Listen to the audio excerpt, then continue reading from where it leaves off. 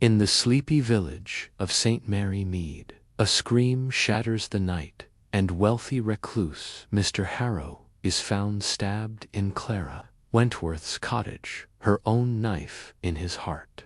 Clara, Miss Marple's gentle friend, is arrested for murder, but the sharp-witted spinster knows she's innocent. As gossip swirls and secrets unravel, Miss Marple dives into a web of lies, hidden motives, and a dangerous killer desperate to stay hidden.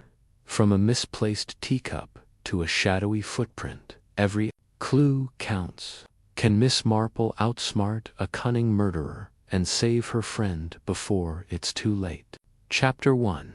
A shadow of doubt. The morning sun cast a pale, golden light over St. Mary Mead, its rays filtering through the lace curtains of Miss Jane Marple's modest cottage on High Street. The village, with its quaint cottages and neatly trimmed hedges, seemed to hum with the quiet rhythm of ordinary life.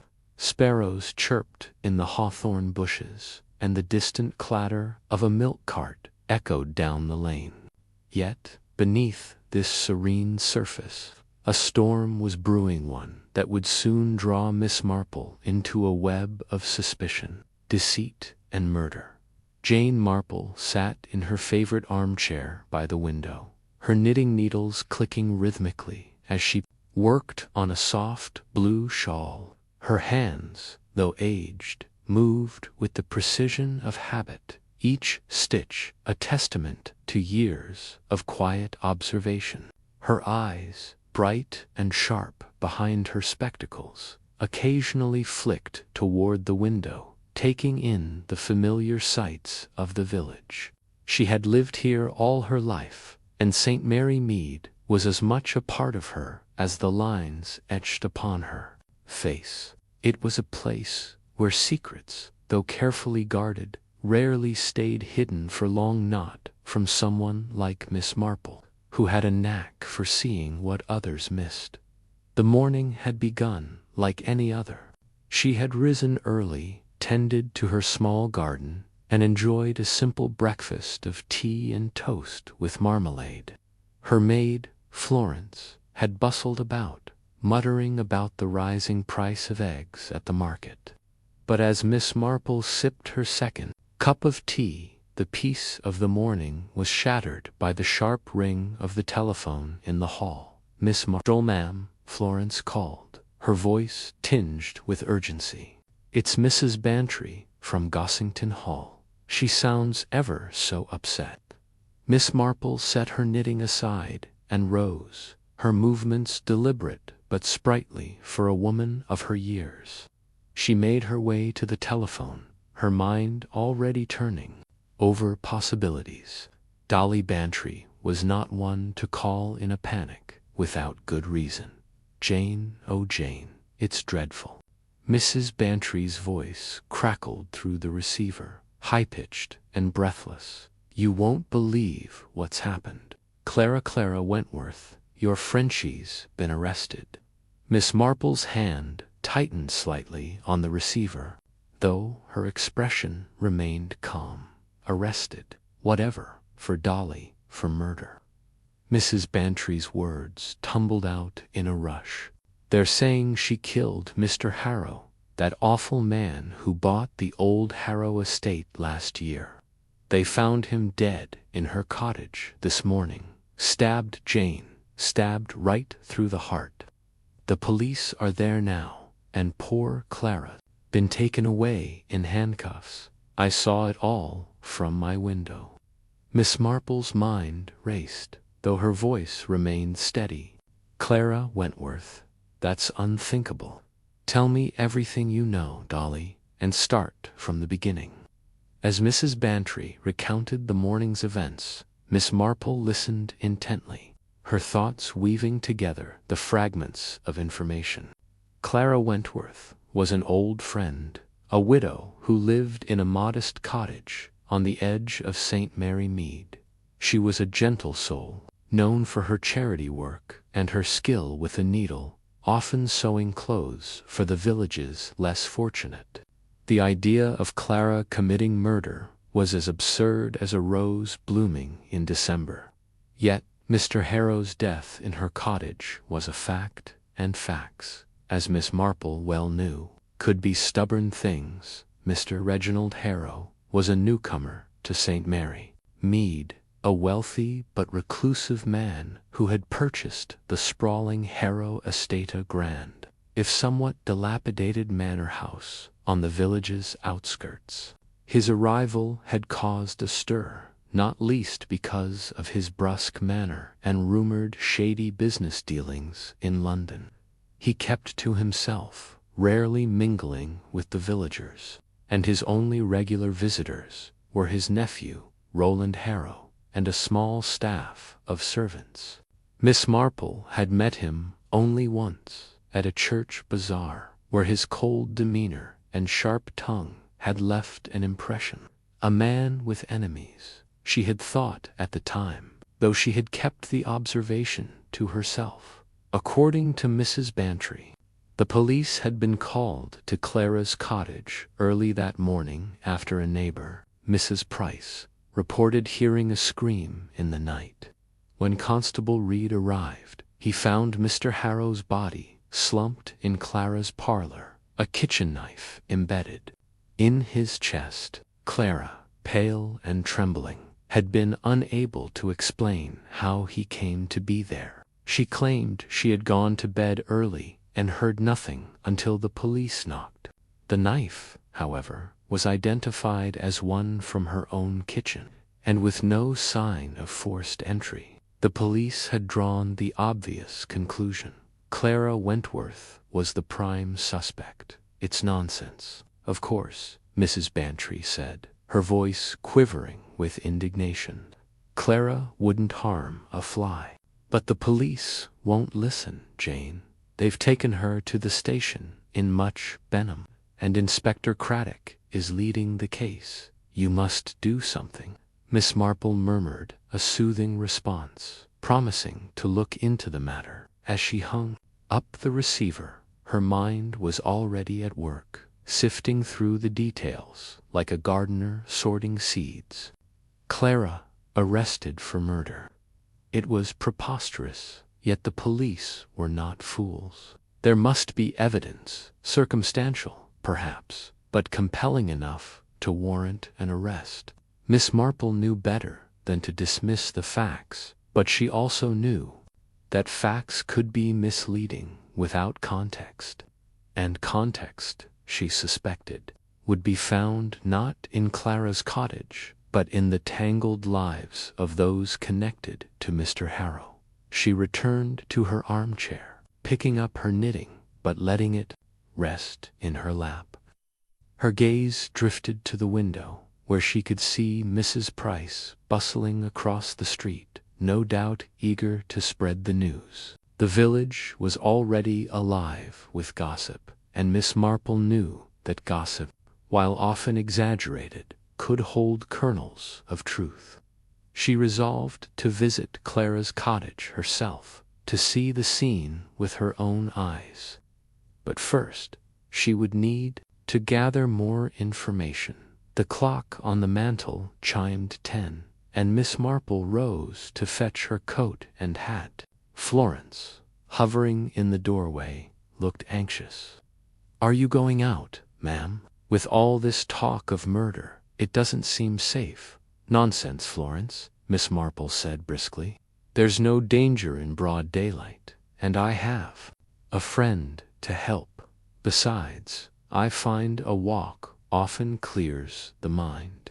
She stepped out into the crisp autumn air, her black umbrella tucked under her arm as a precaution against the unpredictable English weather. The village was bustling, though the usual cheer was tempered by an undercurrent of unease. As she made her way toward the village green, she passed the post office, where Miss Hartnell was holding court with a small group of villagers. "Stabbed, I tell you." Miss Hartnell's voice carried across the green, "right in Clara parlor, they say. She was after his money, you know." Mr. Harrow was ever so rich, and Clara's been struggling since her husband passed. Miss Marple paused, pretending to adjust her hat. Miss Hartnell's words were predictable, but they confirmed what she had suspected. The village was already weaving a narrative around Clara's supposed motive. Money, Miss Marple knew, was a powerful incentive, but Clara had never shown the slightest interest in wealth. Her cottage was modest, her needs simple. If money was involved, it was more likely tied to Mr. Harrow himself. She continued on, nodding politely to acquaintances as she passed. At the tea shop, she spotted Mrs. Bantry's car parked outside, and sure enough, Dolly was inside, waving her over. The tea shop was crowded, the air thick with the scent of scones and whispered speculation. Mrs. Bantry, her face flushed, motioned for Miss Marple to join her at a corner table. "Oh, Jane, thank goodness you're here," Mrs. Bantry said, pushing a cup of tea toward her. "It's worse than I thought, they're saying," Clara confessed. Miss Marple raised an eyebrow. "Confessed? That's most unlikely. Where did you hear this?" "From Mrs. Price, who heard it from the milkman, who spoke to Constable Reed's wife. Apparently, Clara said something about being sorry, and the police took it as a confession." Miss Marple sipped her tea, her expression thoughtful. "People often say they're sorry for things they haven't done, Dolly. Grief, shock, or even guilt over an unrelated matter can prompt such words. I shall need to speak to Inspector Craddock myself." Mrs. Bantry leaned forward, her eyes wide. "Do you think you can help her, Jane? Everyone's turned against her already. Even the vicar's wife was saying Clara must have had a reason." Miss Marple's lips pursed slightly. "The village is quick to judge, but slow to understand. Clara is no murderess, and I intend to prove it. But I shall need to see the cottage first. Details, Dolly details, are what matter in a case like this." They finished their tea, and Miss Marple declined Mrs. Bantry's offer of a ride, preferring to walk to Clara's cottage. The exercise, she found, helped her think facts in her mind. A man stabbed in Clara's parlor with her own knife. No forced entry. It was a puzzle, and Miss Marple loved puzzles. Clara's cottage was small. A police constable stood guard at the gate, looking bored but alert. Miss Marple approached with her usual air of harmless curiosity, her smile disarming. "Good morning, Constable Reed," she said pleasantly. "Such a dreadful business, isn't it? I was wondering if I might have a word with Inspector Craddock. I'm an old friend of Mrs. Wentworth's, you see." The constable hesitated, then nodded. "He's inside, Miss Marple. I'll let him know you're here." Moments later, Inspector Craddock emerged, a tall man with a serious face softened by a hint of warmth. He had dealt with Miss Marple before, and knew better than to underestimate her. "I find it difficult to believe Clara capable of such a crime. Might I see the scene? I won't touch anything, of course." Craddock sighed, but there was a glint of respect in his eyes. "I shouldn't allow it, but you've helped us before. Just a quick look, mind." He led her into the cottage, where the air was heavy with the scent of furniture polish and something faintly metallic blood, Miss Marple supposed. The parlor was small, with a worn rug, a chintz-covered sofa, and a low table set for tea. Mr. Harrow's body had been removed, but a chalk outline marked the spot where he had fallen, near the fireplace. The knife, Miss Marple noted, was no longer present, likely taken as evidence. She moved carefully, her eyes scanning the room. The tea table caught her attention. A single cup sat askew, its saucer slightly off-center, as if someone had bumped it. A faint stain on the rug suggested a spilled drop of tea. Near the window, a curtain was slightly askew, and outside, in the soft earth of the flower bed, she glimpsed a partial footprint, barely noticeable. Curious, she murmured, more to herself than to Craddock. "What's that?" he asked, watching her closely. "Oh, nothing," she said lightly. "Just an old woman's fancy." "Tell me, Inspector, was the door locked when you arrived?" "No," Craddock said. "The front door was ajar, and Mrs. Wentworth claims she always locks it at night. She says she found it that way when she came down this morning, and the knife from her kitchen. Her fingerprints were on it, though she says she used it yesterday to cut bread." Miss Marple nodded, her mind cataloguing the details. "And Clara, how is she?" "Shaken," Craddock admitted. "She's at the station, refusing to say much beyond that she's sorry. She won't explain what she means." Miss Marple thanked him and stepped outside, her eyes lingering on the footprint. It was too large to belong to Clara, whose petite frame was well known in the village. Someone else had been here, she was certain, and that someone had not wanted to be seen. As she walked back to High Street, her thoughts turned to Mr. Harrow. Who had he been, really? A man with wealth and enemies, no doubt, but what had brought him to Clara's cottage in the dead of night? And why had the police been so quick to arrest her? The answer, she suspected, lay not in Clara's actions, but in the secrets of those around her. Back at her cottage, Miss Marple settled into her armchair, her knitting resumed, but her mind far from idle. She thought of Clara, alone and frightened in a cell. She thought of the teacup, the footprint, the open door. And she thought of St. Mary Mead, where every face was familiar. Yet every heart held its own mysteries. The village clock struck noon, and Miss Marple made a decision. She would visit Clara at the station, but first she would speak to those who knew Mr. Harrow best, his nephew, Roland, his servants, and perhaps the vicar, who often heard things others did not.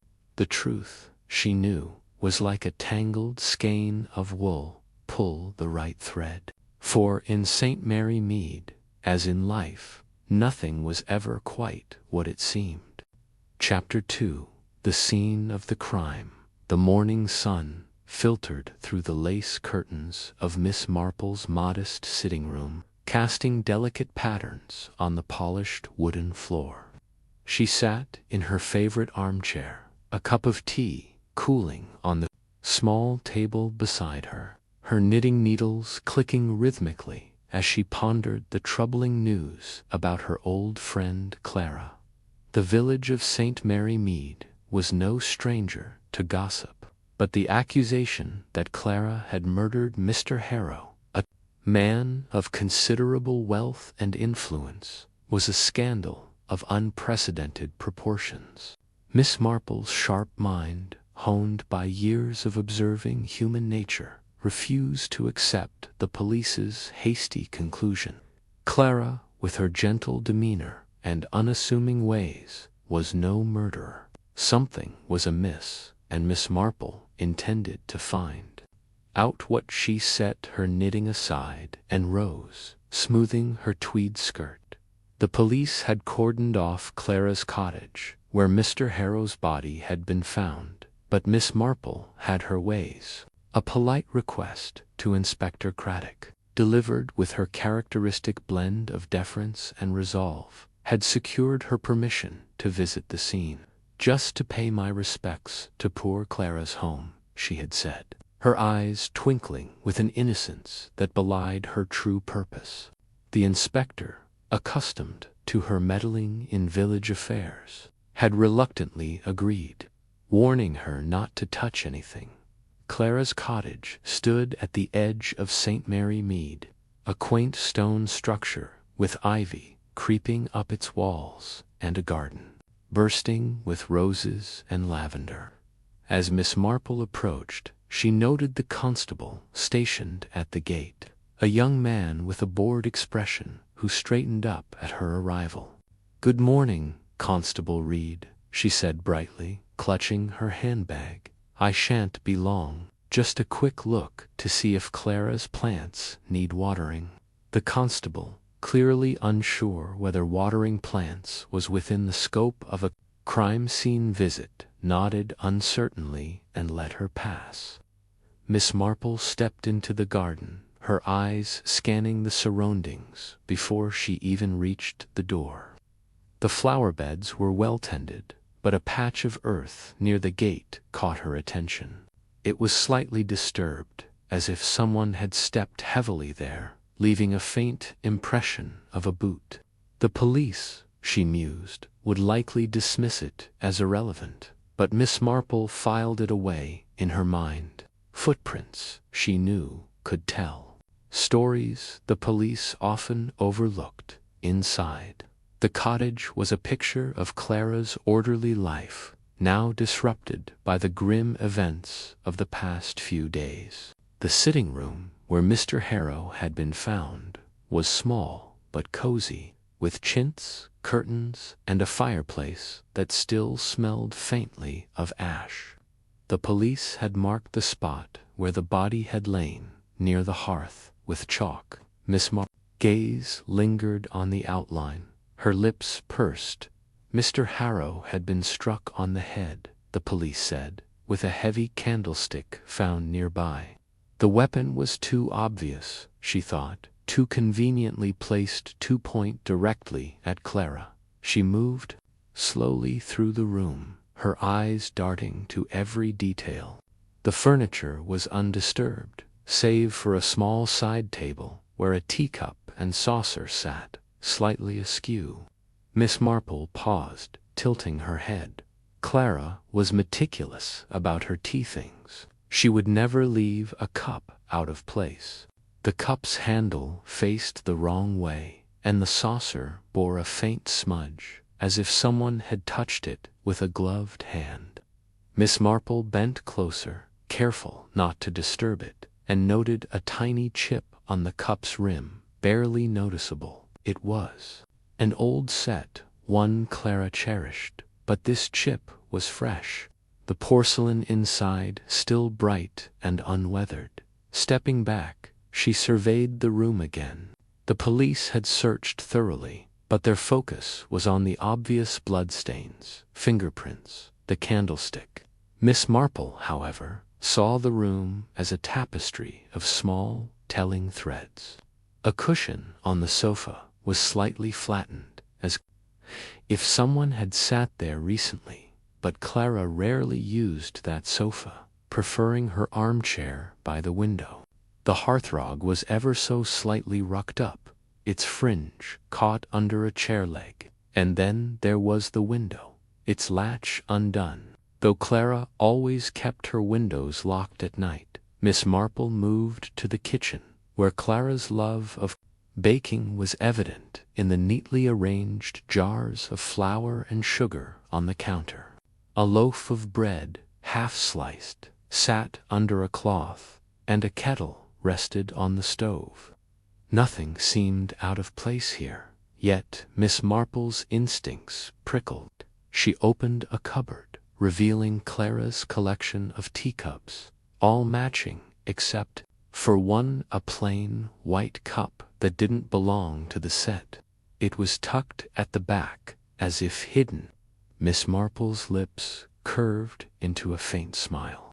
Someone had been careless. Outside, she circled the cottage, noting the back door, which led to a small yard, and beyond that to a lane that wound toward the Harrow estate.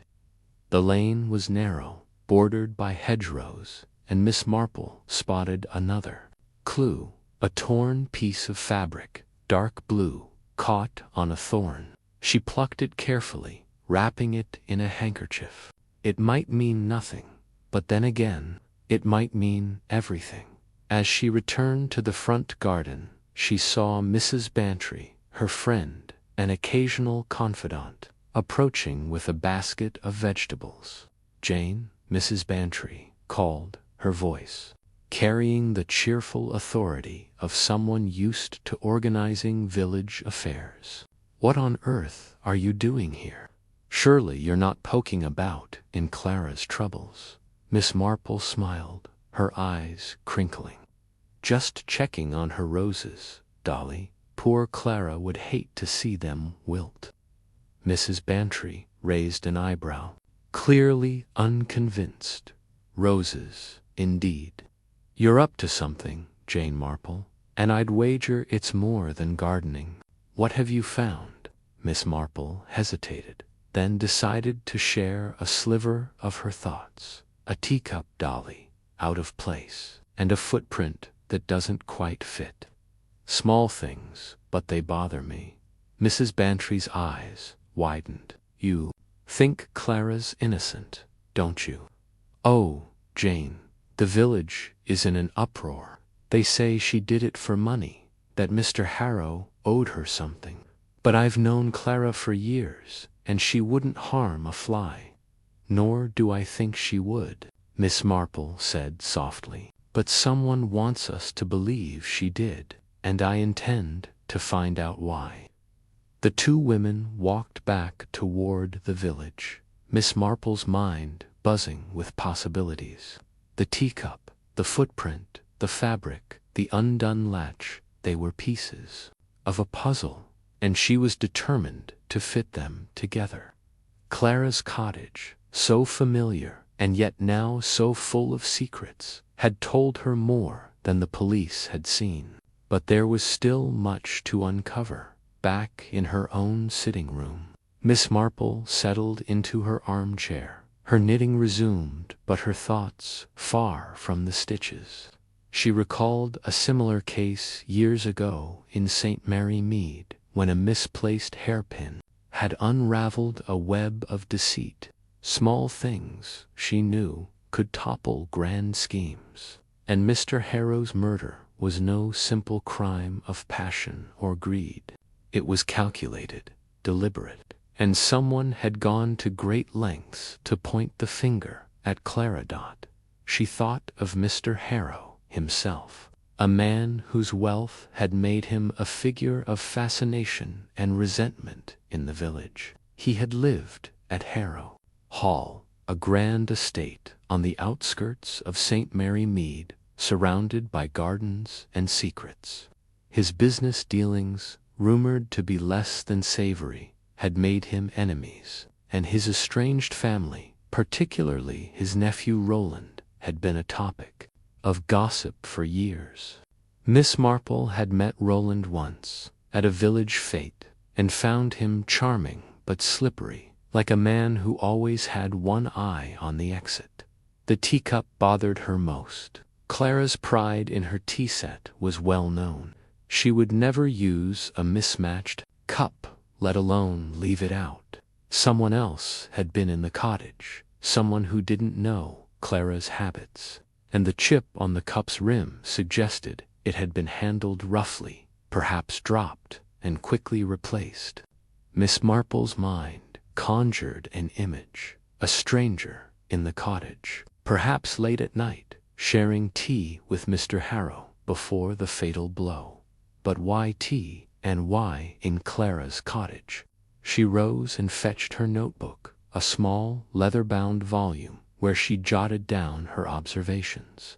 She wrote, "Teacup chipped, wrong set, footprint in garden, man's boot, fabric on hedge, blue, window latch undone, cushion flattened, hearthrug rucked." Each item was a thread, and she would follow them all. The next day, Miss Marple visited the village post office, where gossip flowed as freely as the stamps. Mrs. Price, the postmistress, was eager to share her thoughts. "It's a terrible thing, Miss Marple," she said, leaning over the counter. "Clara and Mr. Harrow, who'd have thought? They say she was after his money, but I never saw her as the greedy sort." Miss Marple nodded, her expression sympathetic. "People do talk, don't they? I wonder, Mrs. Price, did you notice anyone unusual near Clara's cottage last week? Perhaps someone delivering a package or passing by?" Mrs. Price frowned, thinking, "Well, now you mention it, I did see a man in a dark coat near the lane one evening. Couldn't see his face, mind, but he was in a hurry. Thought he might be one of Mr. Harrow's business folk. You know how they come and go." Miss Marple thanked her and left, her mind turning over this new piece of information. A man in a dark coat near the lane. The blue fabric she'd found might belong to such a coat. She made a mental note to ask Clara about any visitors, though she'd have to tread carefully. Clara was still in custody, and Miss Marple would need Sir Henry Clithering's help to arrange a visit. As she walked home, the village seemed quieter than usual, as if holding its breath. St. Mary Mead was a place of routine and familiarity, but beneath its surface lay currents of ambition, envy, and secrets. Miss Marple knew that Mr. Harrow's death was not an isolated act but part of a larger tapestry, woven with greed and betrayal. The teacup, the footprint, the fabric, they were clues to a truth the murderer had tried to bury.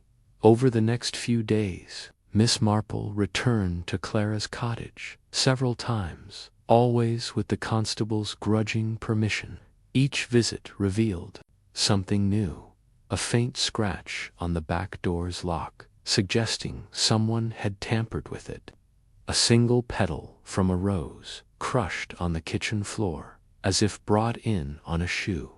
A faint smell of tobacco in the sitting room, though Clara did not smoke. She also spoke to Clara's neighbors, who reported hearing a strange noise, a thud, perhaps late on the night of the murder. The police had dismissed it as a branch falling, but Miss Marple was not so sure. She began to form a picture of that fateful night. Mr. Harrow had come to Clara's cottage, perhaps invited, perhaps not. Tea had been served, but by whom? The mismatched cup suggested a third party, someone who didn't belong. The blow to Mr. Harrow's head had been swift.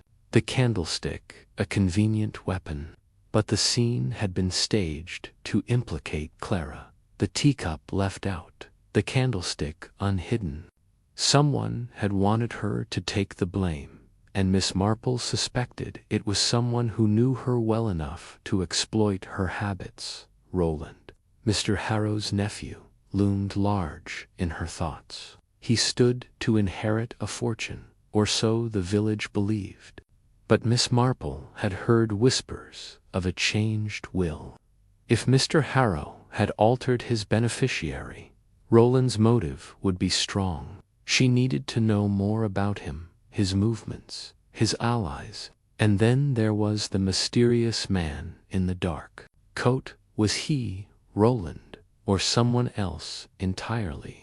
As the week drew to a close, Miss Marple sat in her garden, a shawl around her shoulders, watching the sunset paint the sky in hues of pink and gold. The case was like her knitting, she thought, a tangle of threads that seemed chaotic at first, but would form a pattern if she followed them patiently. Clara's innocence was her goal, but the truth was her guide. And the truth, she knew, lay in the small things: a chipped teacup, a misplaced footprint, a scrap of fabric on a thorn. She closed her eyes, letting the pieces settle in her mind. The scene of the crime had spoken to her, and she would listen. Tomorrow she would visit the tea shop, where the village's tongues wagged freely, and perhaps another thread would come loose. For now, she sipped her tea, content to let the puzzle unfold at its own pace. In St. Mary Mead, as in life, the truth had a way of revealing itself to those who looked closely enough. The days that followed were a blur of quiet investigation. Miss Marple moved through the village with her usual unobtrusive grace, asking questions that seemed innocent but were carefully calculated to elicit useful information. At the butcher's, she learned that Roland had been seen arguing with Mr. Harrow a week before the murder, their voices raised over money. At the church, the vicar mentioned a stranger attending Sunday service, a man who kept his hat low and left quickly. Each tidbit was a stitch in the tapestry, bringing the picture into sharper focus. One afternoon, she returned to Clara's cottage, this time with a small magnifying glass tucked in her handbag. The constable, now used to her visits, barely glanced at her as she entered. She went straight to the sitting room, kneeling by the hearth to examine the rug. The rucked-up fringe bothered her. It suggested someone had moved quickly, perhaps dragging something or someone across the floor. She ran her fingers along the rug's edge, finding a tiny snag, as if a shoe had caught there. It was a small thing, but it confirmed her suspicion that the scene had been disturbed. Next, she examined the window latch again. The undone latch had puzzled her from the start. Clara was fastidious about security, especially since her husband's death years ago. The latch was stiff, requiring effort to open, yet it had been left unfastened. Miss Marple tested it, noting the faint scratches around the mechanism, as if someone had fumbled with it in the dark. An intruder, perhaps entering or leaving. The lane behind the cottage offered a discreet escape route, shielded by hedgerows. She moved to the kitchen, her eyes falling on the mismatched teacup again. This time, she noticed something she'd missed before, a faint ring of tea stain on the counter, as if another cup had been set down briefly and then removed. 2 cups, then, but only one left behind. The murderer had been careful, but not careful enough. She made a note to ask Clara about her tea habits, though she suspected Clara would confirm what she already knew. The mismatched cup was not hers. As she left the cottage, she paused by the disturbed patch of earth near the gate. The footprint was clearer now, after a light rain had softened the ground. It was definitely a man's boot, larger than average, with a distinctive tread. Miss Marple crouched, sketching the outline in her notebook. She would compare it to the boots of the men in the village, starting with Roland. Footprints, like teacups, could betray their owners. That evening, she sat with Mrs. Bantry over tea, sharing her findings in confidence. "Dolly," she said, her voice low, "I'm certain Clara is being framed. The teacup, the footprint, the latch, they all point to someone else in that cottage. Someone who knew enough to make it look like Clara's doing, but not enough to avoid mistakes." Mrs. Bantry's eyes sparkled with excitement. "You're on to something, Jane. But who? Roland. He's a sly one, always has been. Or that doctor, Vance. He was close to Mr. Harrow, wasn't he?" Miss Marple nodded. "Dr. Vance is a possibility, but I need more. Roland's alibis are shaky, and there's this man in the dark coat Mrs. Price saw. We mustn't jump to conclusions, Dolly. The truth will come, but it needs time." Mrs. Bantry sighed. "You're so calm about it all, Jane. If I were Clara, I'd be frantic, locked up for something I didn't do."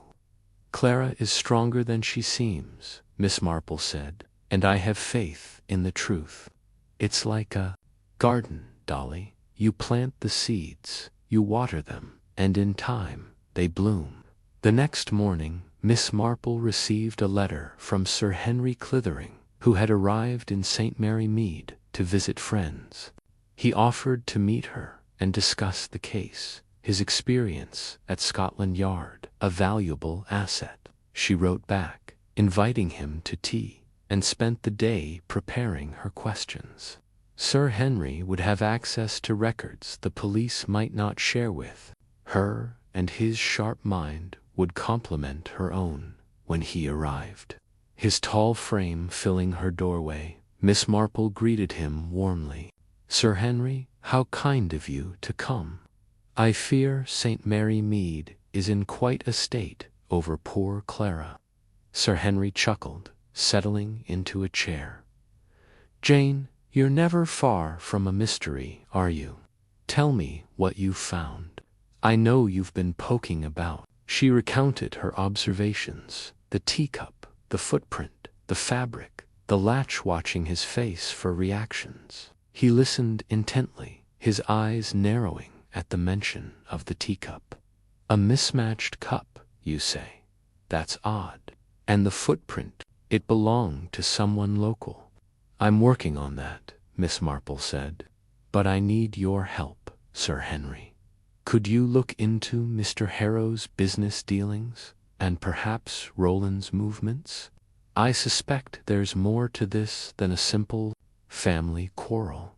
Sir Henry nodded. "I'll see what I can dig up. But Jane, be careful. If someone's framing Clara, they won't take kindly to you sniffing around."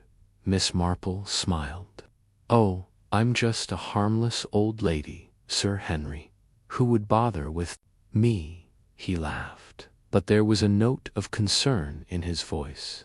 "You're about as harmless as a fox, Jane Marple. I'll get you those records by tomorrow." As he left, Miss Marple felt a surge of determination. The scene of the crime had given her a starting point, but the real work lay ahead.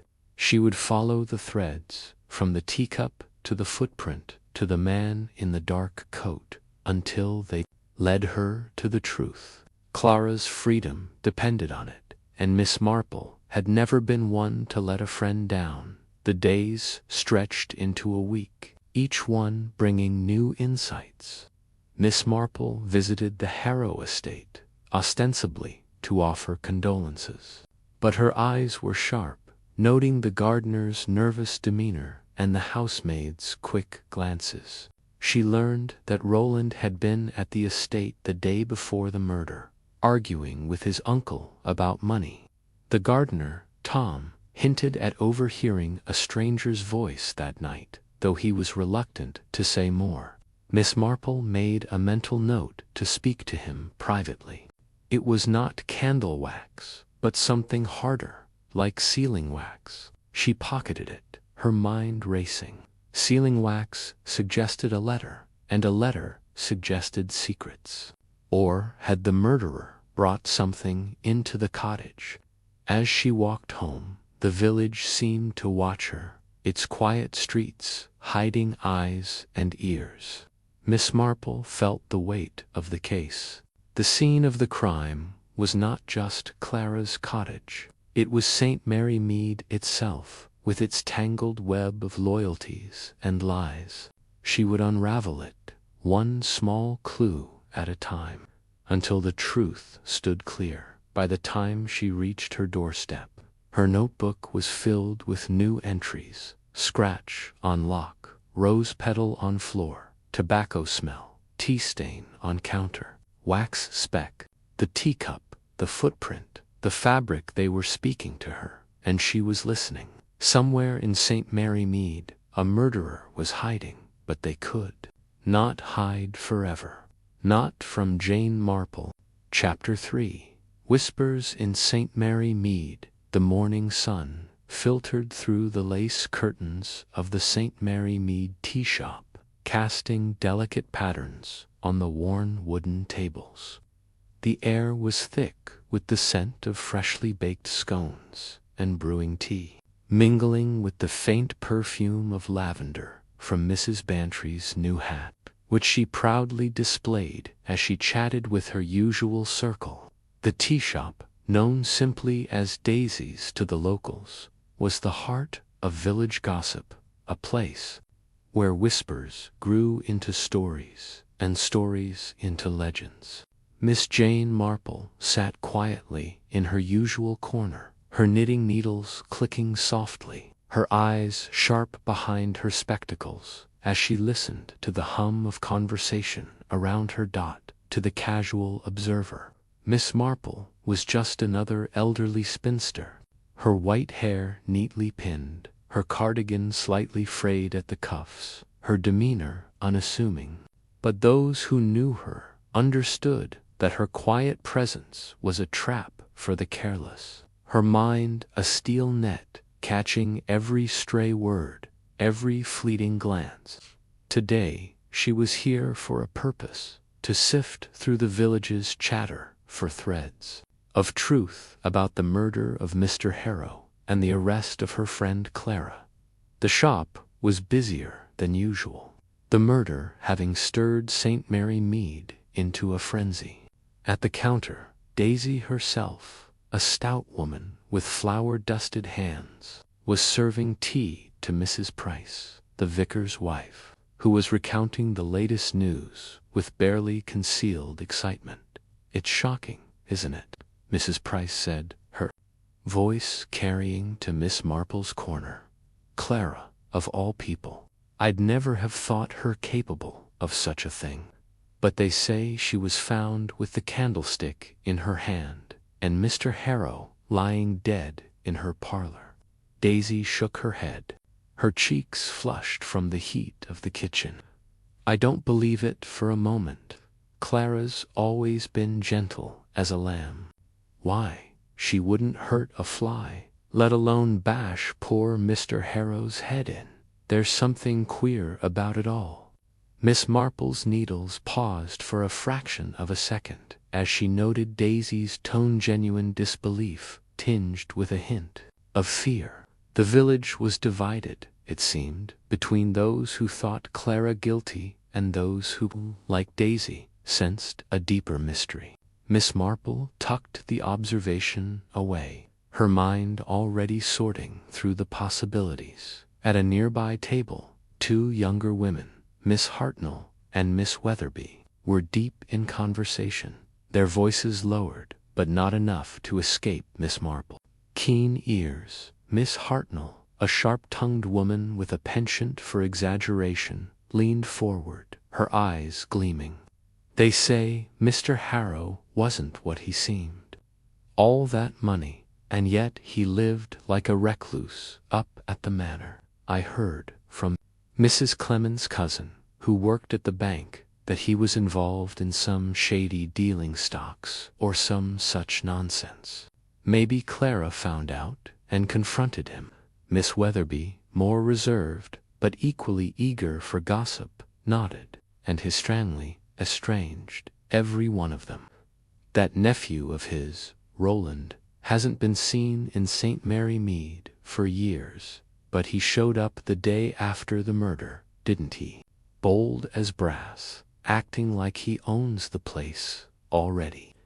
Miss Marple's lips twitched slightly. Roland Harrow, the nephew.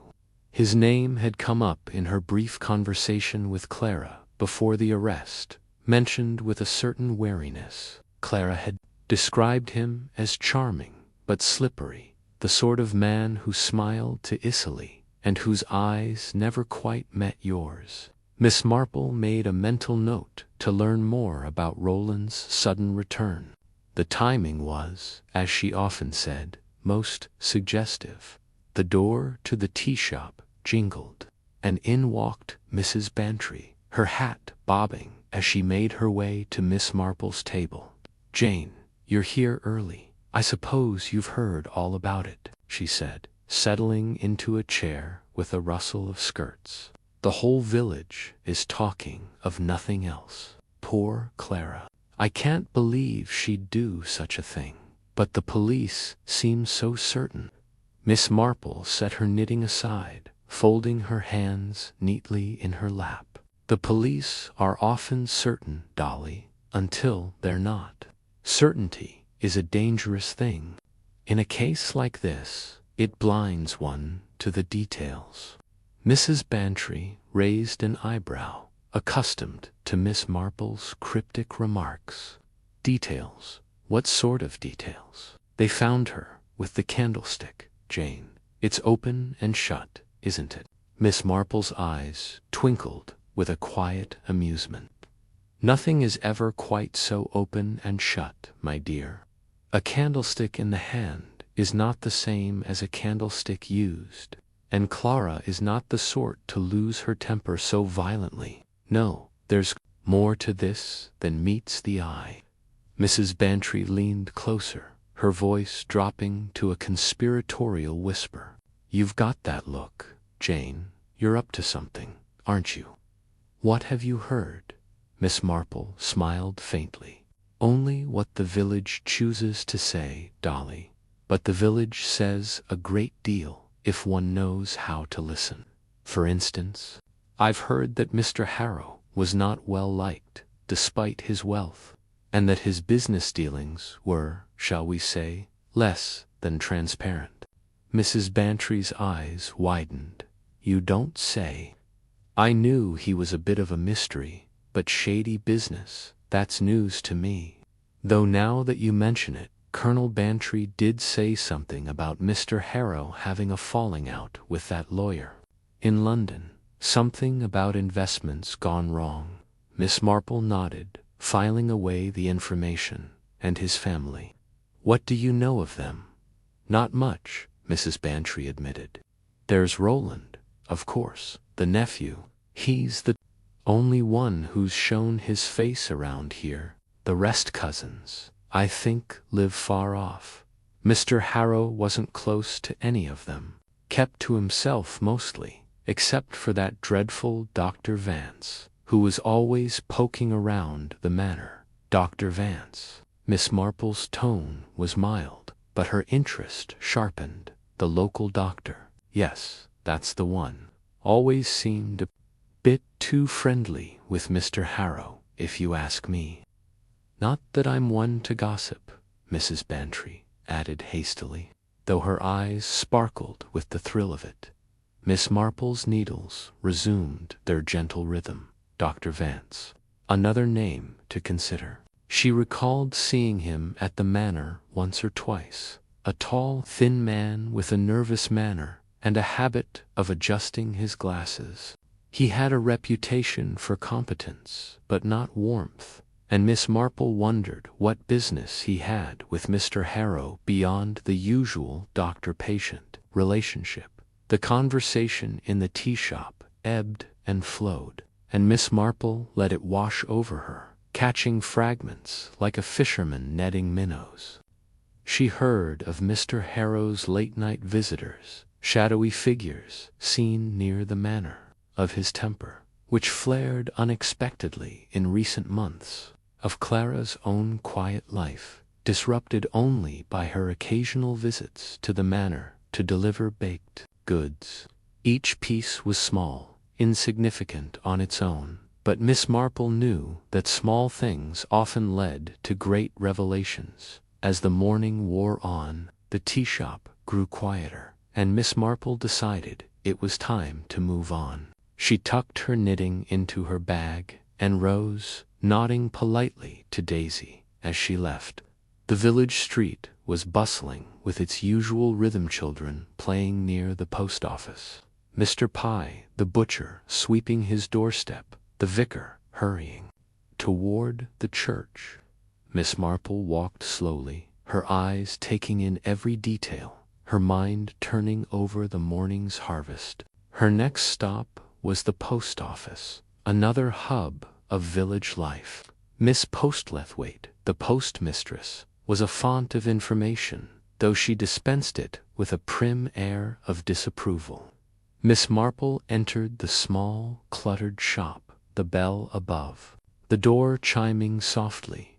"Good morning, Miss Postlethwaite," Miss Marple said, her voice warm. "I was hoping you might have a moment to chat.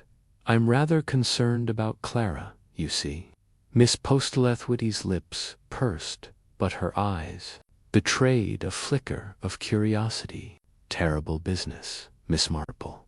I never thought I'd see the day when Clara would be mixed up in such a thing. But the police have their evidence, don't they?" "So it seems," Miss Marple said, adjusting her gloves. "But I wonder if you've noticed anything unusual lately. Letters, perhaps, or visitors to the manor." Mr. Harrow was such a private man, but the post office sees so much. Miss Postlethwaite hesitated, then leaned forward, her voice lowering. "Well, since you mention it, there was something odd. A few weeks back, Mr. Harrow started getting letters, thick ones, from London. I couldn't help but notice, you understand, handling them as I do. And then there was that stranger who came through, asking about the manor. Rough-looking fellow, not from around here. I told him nothing, of course." "Of course," Miss Marple murmured, her mind racing. "And these letters, did they continue?" "Stopped about a week before the murder," Miss Postlethwaite said.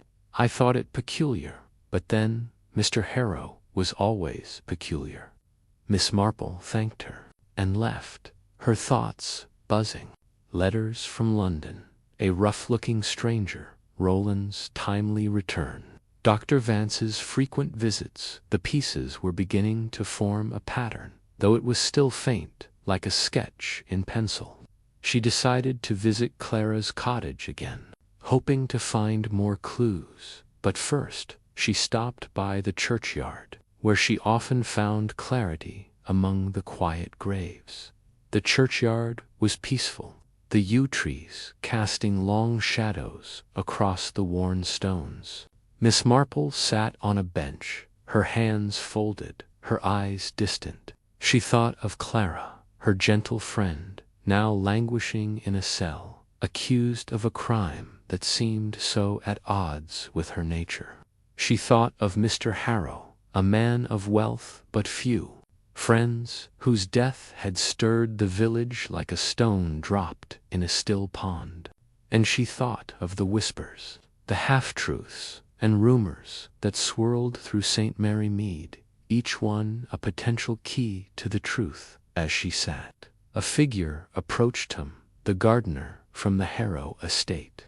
He was a wiry man in his 50s, his hands calloused from years of work, his face weathered but kind. He tipped his cap to Miss Marple, hesitating before speaking. "Miss Marple, ma'am, I heard you was looking into Miss Clara's trouble," he said, his voice low. "I don't know if it's my place, but I saw something odd the night before Mr. Harrow died. I didn't tell the police, didn't seem right, them being so set on Miss Clara, but I reckon you'd know what to make of it." Miss Marple's eyes sharpened, though her voice remained gentle. "Anything you saw, Tom, could be important. What was it?" Tom glanced around, ensuring they were alone. "I was working late. I heard voices, and another, a man's. They was arguing, fierce-like. I couldn't catch all the words, but it was about money, and something about a will. The other man sounded angry, said something about not getting away with it. I didn't see his face, but he wasn't from the village. I'd swear to that." Miss Marple nodded, her mind slotting this new piece into place. "Thank you, Tom. You've done the right thing, telling me. If you remember anything else, you know where to find me." Tom nodded, relieved, and shuffled off. Miss Marple remained on the bench, her thoughts racing. An argument about a will, a stranger in the night, Roland's return, Dr. Vance's visits. The letters from London. It was a tangled web, indeed. But Miss Marple was no stranger to tangles. She had unraveled many in her time, and she would unravel this one, too. For Clara's sake, the rest of the day passed in a blur of small errands and conversations, each one adding to Miss Marple's store of knowledge. She spoke to the milkman, who mentioned seeing Roland's car near the manor the day before the murder, though Roland claimed to have been miles away. She chatted with Mrs. Clements, who confirmed the rumor about Mr. Harrow's falling out with his London lawyer. and she visited the library where Miss Chandler, the librarian, mentioned a book on inheritance law that Mr. Harrow had borrowed and never returned. By evening, Miss Marple was back in her cottage, a cup of tea steaming beside her as she sat by the fire, her knitting in her lap. The village had given her much to think about, and she let her mind wander, piecing together the fragments. Roland's sudden return was suspicious, especially if he stood to inherit. The stranger Tom had overheard suggested an outside player, perhaps tied to the London letters, and Dr. Vance's role was unclear, but his frequent visits to the manor hinted at more than medical concern. Miss Marple sipped her tea, her eyes narrowing. The village was full of whispers, but whispers could be dangerous. They could mislead, distract, or conceal. Yet among them, she knew, lay the truth. She thought of Clara, her friend of many years, whose quiet strength had always been a comfort. Clara was no murderer, of that Miss Marple was certain, but someone was, and that someone was still in St. Mary Mead, hiding behind a mask of respectability. As the fire crackled, Miss Marple made a decision. She would need help, someone with access to records and connections beyond the village. Sir Henry Clithering, her old friend from Scotland Yard, would be arriving tomorrow, and she would enlist his aid. Together they would follow the threads of this mystery, wherever they led. For now, though she would rest, her mind already at work, sorting, sifting, and weaving the whispers of St. Mary Mead into a net that would catch a killer. The night was quiet, the village asleep, but Miss Marple's thoughts were anything but still. She knew that tomorrow would bring new challenges, new clues, and perhaps new dangers, but she was ready. She always was. The next morning dawned bright, and Miss Marple was up early, her routine unchanged despite the weight of the case. She tended her garden, chatted with her maid, Lily, and prepared for Sir Henry's arrival. The village was stirring again, the tea shop already filling with familiar faces. Miss Marple decided to return, knowing that each day brought fresh gossip, fresh insights. At Daisy's, the mood was subdued, the initial shock of the murder giving way to a wary unease. Miss Marple took her usual seat, her knitting in hand, and listened. The conversation had shifted slightly, new details emerging. Mrs. Price mentioned a rumor that Mr. Harrow had been planning to leave St. Mary Mead, a plan cut short by his death. Miss Hartnell whispered about a maid at the manor, Eliza, who had been acting strangely, avoiding questions about the night of the murder. Miss Marple's needles clicked steadily, her mind racing. Eliza, the housemaid, she hadn't considered her before, but now she recalled seeing the girl at the manor, a quiet, nervous figure with downcast eyes. Could she be involved? And what of Mr. Harrow's plans to leave?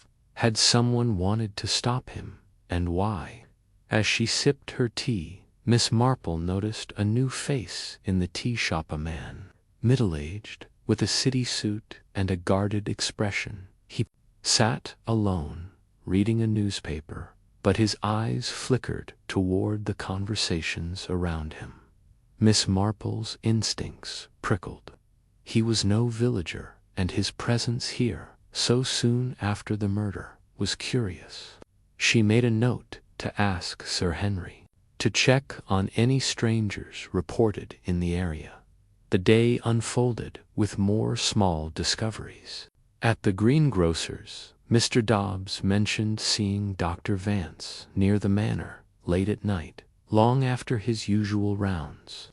At the butcher's, Mr. Pye grumbled about Roland's unpaid bills, hinting at financial troubles. Each piece was a thread, and Miss Marple wove them carefully, her picture of the case growing clearer. By the time Sir Henry arrived that afternoon, Miss Marple had a list of questions and a plan. They met at her cottage, where she laid out her findings over tea and biscuits.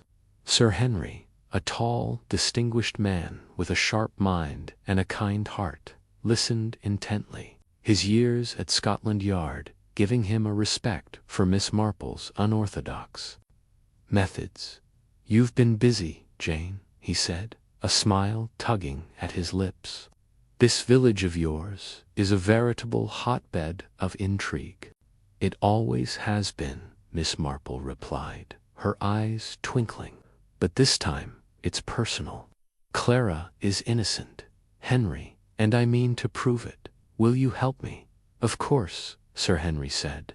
"I'll start with the records, Mr. Harrow's finances, his will, any connections to London. And I'll look into this stranger Tom mentioned. But Jane, be careful. If you're right, someone out there is desperate to keep their secrets." Miss Marple nodded, her expression serene but resolute. "I'm always careful, Henry, but I'm also determined. The truth is in the whispers, and I intend to hear it." As Sir Henry left to make his inquiries, Miss Marple returned to her knitting, her mind never still. The village was talking, and she was listening. Somewhere in the chatter, in the rumors and half-truths, lay the key to Clara's freedom. And Miss Marple would find it, no matter how deeply it was hidden. The days that followed were a whirlwind of subtle investigations. Miss Marple moved through St. Mary Mead like a shadow, her presence unnoticed but her impact profound. She spoke to the baker, who mentioned Roland's late-night walks. She visited the manor's gatekeeper, who confirmed the stranger's visit. She even chatted with Eliza, the housemaid, whose nervous stammer and quick glances suggested more than she was saying. Each conversation added to the mosaic, each whisper a brushstroke. Miss Marple knew she was close, but the picture was not yet complete. She needed one more piece, one final clue to tie it all together. And she suspected it lay with the letters from London, or perhaps with Dr. Vance, whose role in this drama was still unclear. As the week drew to a close, Miss Marple felt the net tightening. The village was restless, the whispers growing louder, more urgent. Someone was nervous, and nervous people made mistakes.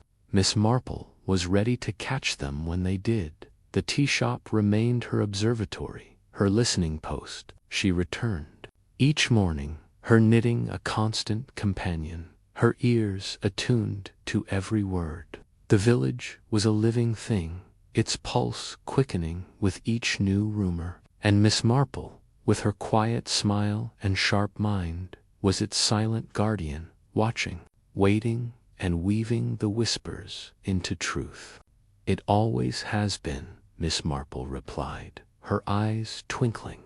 "But this time it's personal. Clara is innocent, Henry, and I mean to prove it. Will you help me?" "Of course," Sir Henry said. "I'll start with the records, Mr. Harrow's finances, his will, any connections to London. And I'll look into this stranger Tom mentioned. But Jane, be careful. If you're right, someone out there is desperate to keep their secrets." Miss Marple nodded, her expression serene but resolute. "I'm always careful, Henry, but I'm also determined. The truth is in the whispers, and I intend to hear it." As Sir Henry left to make his inquiries, Miss Marple returned to her knitting, her mind never still. The village was talking, and she was listening. Somewhere in the chatter, in the rumors and half-truths, lay the key to Clara's freedom. And Miss Marple would find it, no matter how deeply it was hidden. The days that followed were a whirlwind of subtle investigations. Miss Marple moved through St. Mary Mead like a shadow, her presence unnoticed but her impact profound. She spoke to the baker, who mentioned Roland's late-night walks. She visited the manor's gatekeeper, who confirmed the stranger's visit. She even chatted with Eliza, the housemaid, whose nervous stammer and quick glances suggested more than she was saying. Each conversation added to the mosaic, each whisper a brushstroke.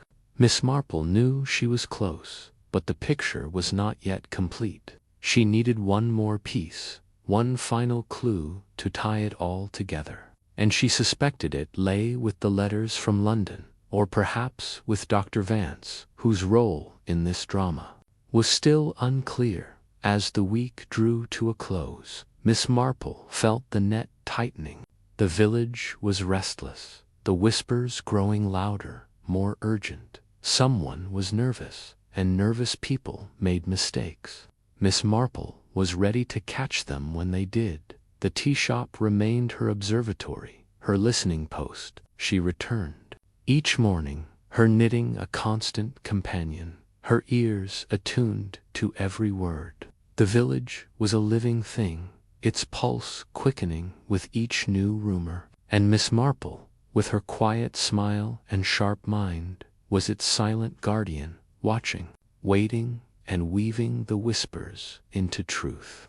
Chapter 4. An unexpected Aletha morning sun filtered through the lace curtains of Miss Marple's sitting room, casting delicate patterns on the polished oak floor. She sat in her favorite armchair, a worn but comfortable relic from her youth, her knitting needles clicking rhythmically as she worked on a pale blue shawl. The gentle clink of china accompanied her thoughts as she sipped her morning tea, her mind far from the cozy confines of her cottage in St. Mary Mead. Clara's arrest weighed heavily on her, and the village's whispers about the murder of Mr. Harrow were growing louder, more tangled, and, she suspected, more misleading. Miss Marple's sharp eyes, undimmed by age, flickered toward the window as she heard the crunch of gravel on the path outside. Visitors were rare this early, and she set her knitting aside, smoothing her skirt as she rose to answer the door. The bell chimed softly, and when she opened the door, she found herself face to face with a familiar figure, a tall, distinguished man with silver hair and a neatly trimmed mustache, his dark overcoat slightly dusted with the morning's dew. "Sir Henry Miss Marple exclaimed, her face brightening with genuine warmth. "What a delightful surprise. Do come in." Sir Henry, retired Commissioner of Scotland Yard, gave her a fond smile as he removed his hat. "Miss Marple, I hope I'm not intruding. I was passing through the county and couldn't resist stopping by to see an old friend." "Not intruding at all," she replied, ushering him into the sitting room. "But I suspect this isn't merely a social call. Your timing is far too convenient for that." He chuckled, settling into the chair she indicated. "You've always seen through me, Jane. I heard about the trouble here, Clara Norton's arrest, the Harrow murder. The news reached me through an old colleague, and I thought you might be, let's say, quietly observing the matter." Miss Marple's eyes twinkled with amusement as she poured him a cup of tea from the pot on the sideboard. "You know me too well, Henry. I am indeed observing, though I find the village's version of events rather muddled. Would you care to share what your colleague told you? I imagine Scotland Yard has a clearer picture than St. Mary Mead's tea shop." Sir Henry accepted the cup, his expression sobering. "It's a nasty business, Jane. Clara Norton, a widow, of good standing, accused of poisoning Mr. Harrow in her own cottage. The police seem convinced it's an open Nanshot case, motive tied to some old debt or grudge, though the details are vague. The evidence is largely circumstantial. A vial of arsenic found in her kitchen, her fingerprints on a teacup near the body and no alibi for the time of death. But I know you, and I know Clara's character from what you've told me over the years. You don't believe she did it, do you?" Miss Marple shook her head, her lips pursed. "I most certainly do not. Clara is no more a murderer than I am. She's gentle, perhaps a bit too trusting, but not foolish enough to leave such obvious evidence if she were guilty. No, Henry, there's something wrong here, something the police haven't seen or haven't wanted to see."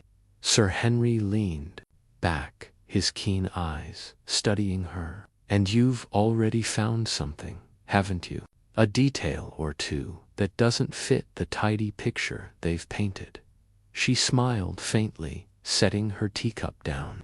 "A few things, yes. A teacup in the wrong place, a footprint that doesn't belong, and a general sense that the village is too quick to condemn Clara without asking why Mr. Harrow was in her cottage at all.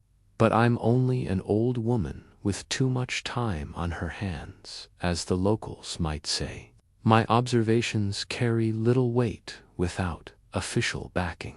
Sir Henry's eyebrows rose, and he leaned forward, a spark of interest in his gaze. "You're suggesting a collaboration, Jane? You know I'm retired, but I still have friends at the Yard. I could pull a few strings, get access to the case files, perhaps even speak to the inspector in charge. What exactly are you after?" Miss Marple folded her hands in her lap, her expression serene but her mind racing. "I'd like to see the coroner's report, for one thing. The police are so focused on the arsenic that they've barely mentioned Mr. Harrow's health or habits, and I'd like to know more about his nephew, Roland Harrow, who seems to have inherited everything or expects to. There's also the matter of Mr. Harrow's business dealings, which I hear were not entirely above board. You might find something in the official records that the village gossip hasn't uncovered." Sir Henry nodded, his fingers tapping thoughtfully on the arm of the chair. "Roland Harrow, eh? I've heard the name. A bit of a ne'er-do-well, from what my colleague mentioned. Always after his uncle's money, never quite making a go of anything himself. I'll see what I can dig up. But Jane, you must be careful. If Clara is innocent, as you believe, then someone else is guilty and they won't take kindly to your poking about." Miss Marple's smile was deceptively mild. "Oh, I'm always careful, Henry. I'm just a harmless old spinster. After all, who would suspect me of anything?" He laughed, a deep, warm sound that filled the room. "Anyone who knows you, Jane, you're as sharp as they come, and twice as dangerous because no one sees it until it's too late. Very well, I'll stay in St. Mary Mead for a few days, ostensibly to visit old friends. I'll make some inquiries and share what I find. In return, you'll keep me informed of any insights you glean from the tea shop or the vicarage." "Agreed," she said, her eyes gleaming. "And perhaps you'd join me for tea at Mrs. Price's shop tomorrow. The gossip there is quite enlightening, though one must sift through the chaff to find the wheat." Sir Henry rose, placing his empty teacup on the tray. "It's a deal. I'll see you tomorrow, Jane, and do take care. Murderers don't always play fair." As he left, Miss Marple returned to her knitting, her needles resuming their steady rhythm, but her mind was far from the soft wool in her hands. Sir Henry's arrival was a stroke of luck, a bridge between her quiet village sleuthing and the world of official investigation. She had no doubt that his access to records would uncover something useful, But she also knew that the truth often lay in the small, overlooked details, the kind only she seemed to notice.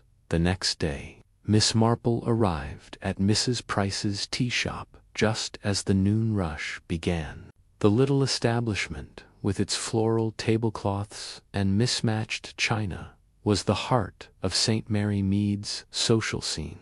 Women in sensible hats and men in tweed jackets filled the tables, their voices a low hum of conversation punctuated by the clatter of teaspoons. Miss Marple chose a corner table near the window, where she could observe both the room and the street outside.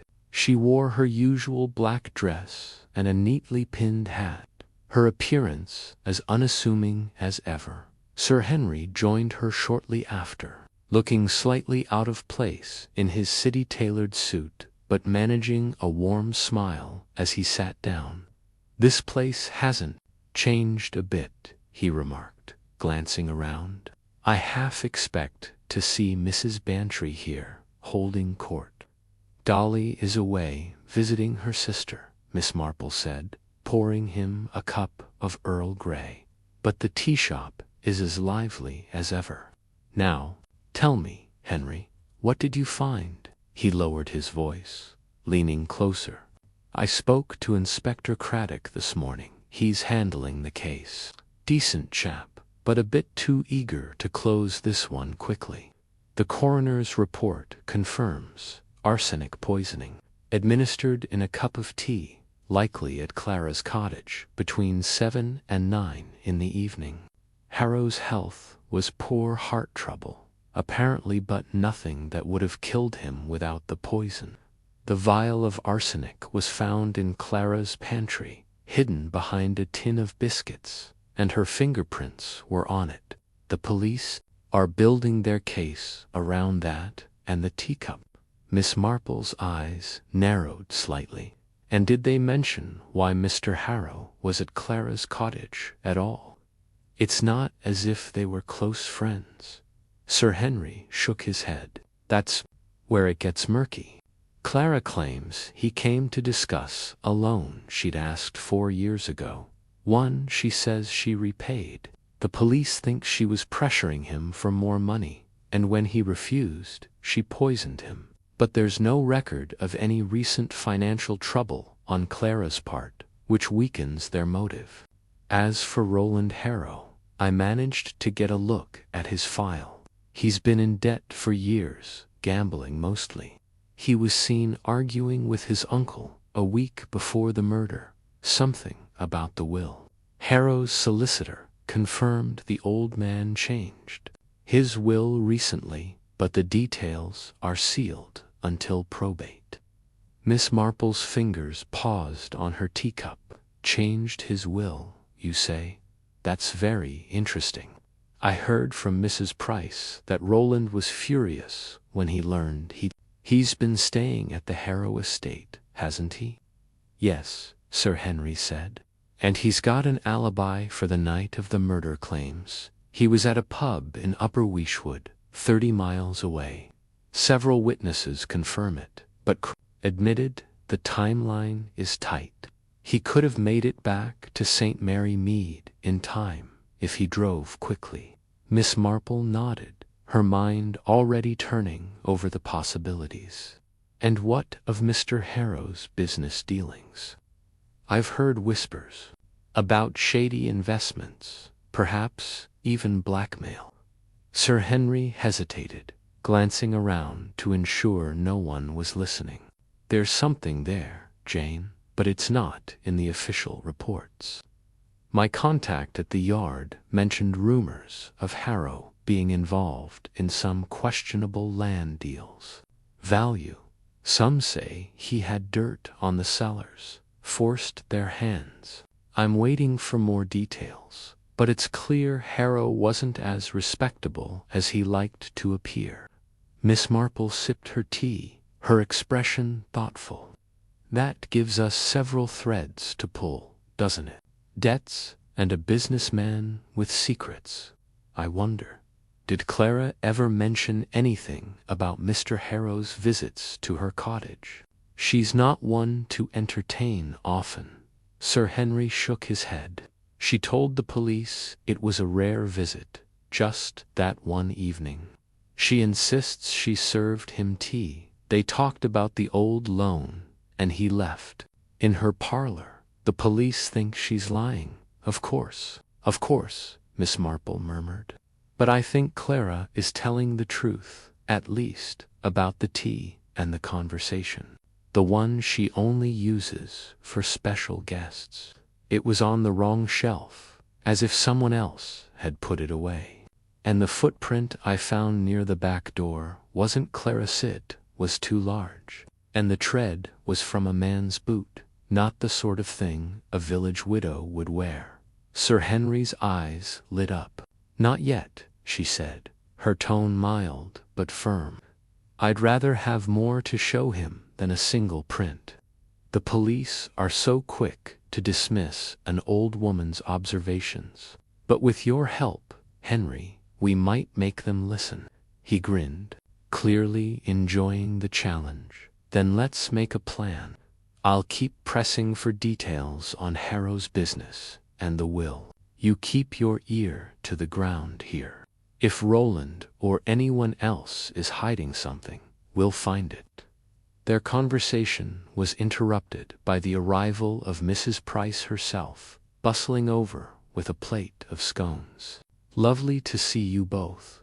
I hope you're enjoying the tea. Have you heard the latest about poor Clara?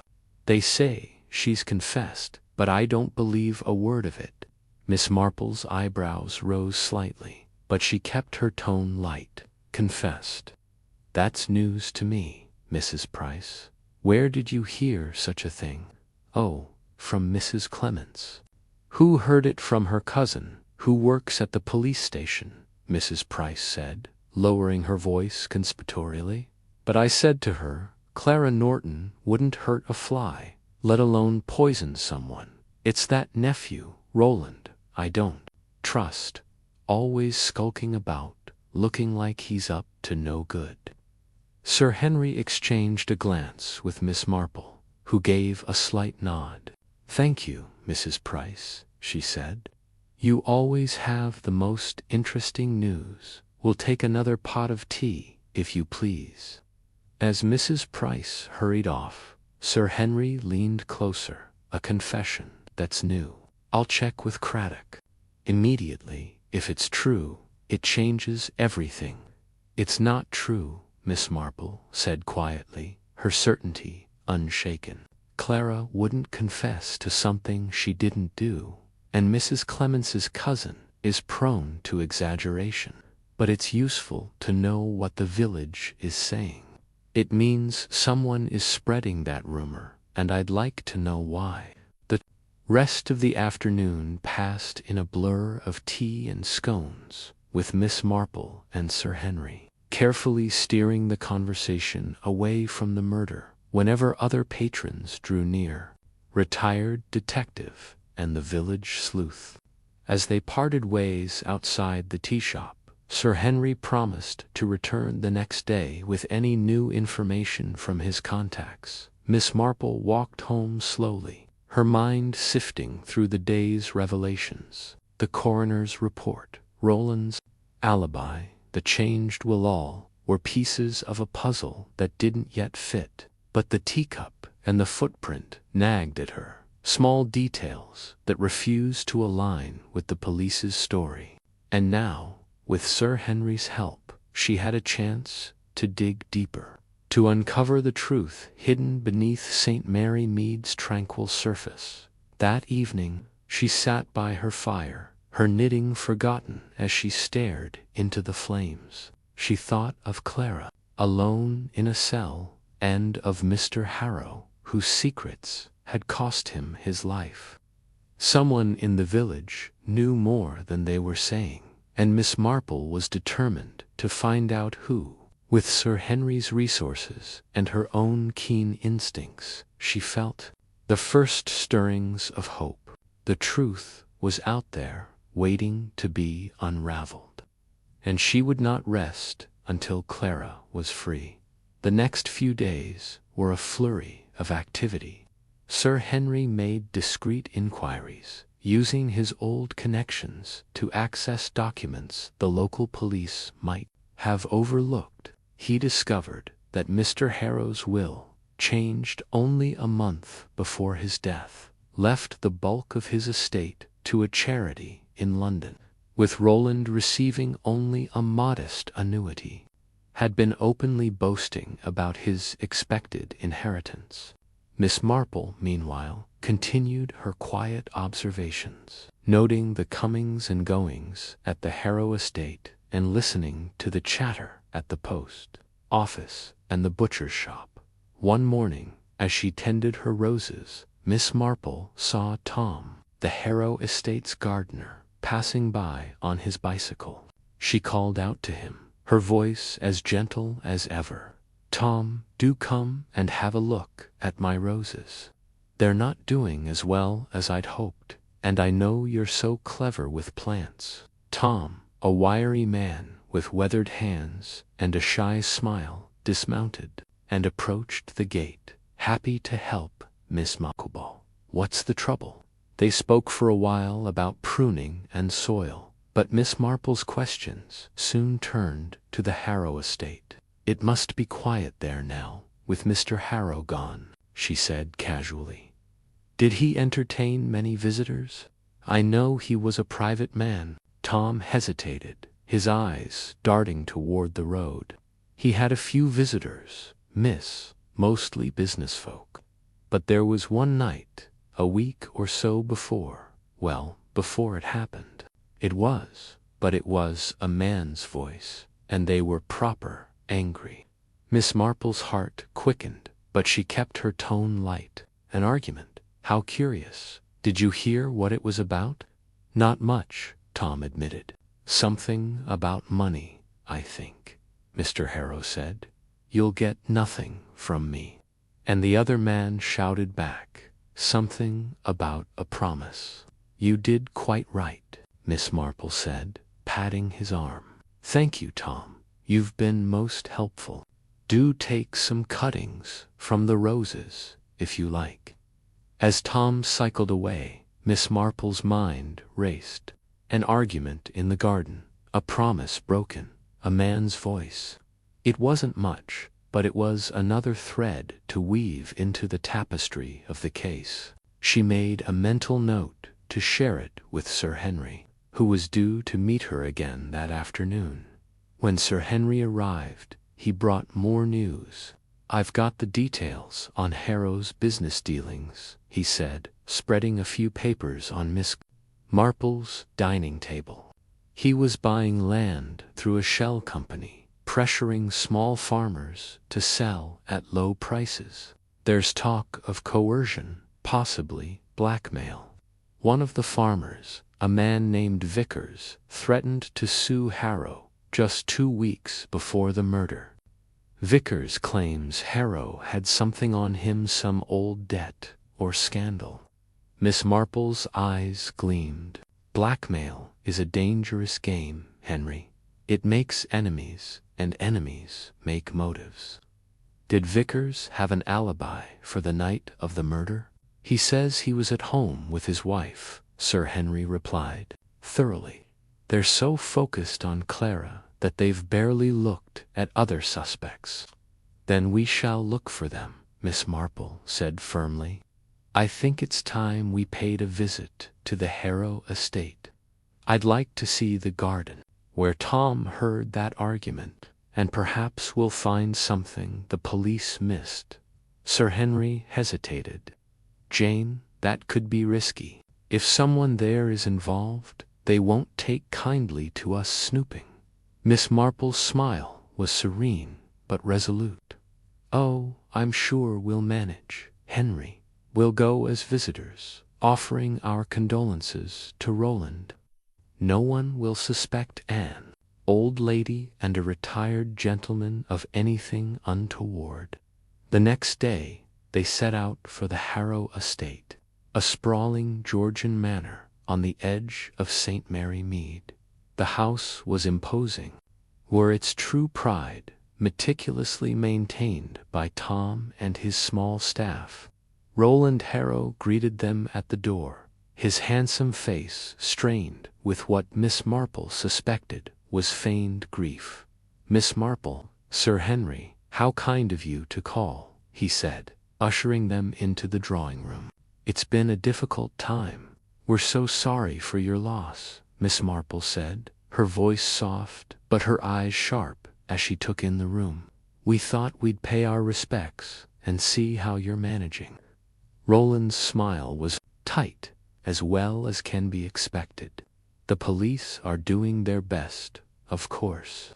I hear they've got Clara Norton dead to rights." Miss Marple tilted her head, her expression unreadable. "So I've heard, though I wonder, Mr. Harrow, did your uncle have any enemies? He was a prominent man, after all." Roland's eyes flickered, but he shrugged. "Uncle was a businessman. You don't make a fortune without stepping on a few toes. But nothing serious, I'm sure." Sir Henry nodded, his tone casual. "I understand he changed his will recently. That must have come as a surprise."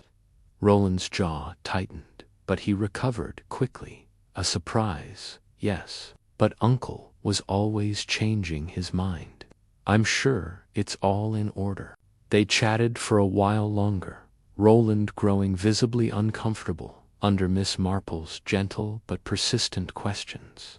Eventually, she suggested a walk in the garden, claiming an interest in the roses. Roland, clearly eager to be rid of them, agreed, and they wandered out into the manicured grounds. As they strolled, Miss Marple's eyes scanned the paths, the flower beds, the neatly trimmed hedges.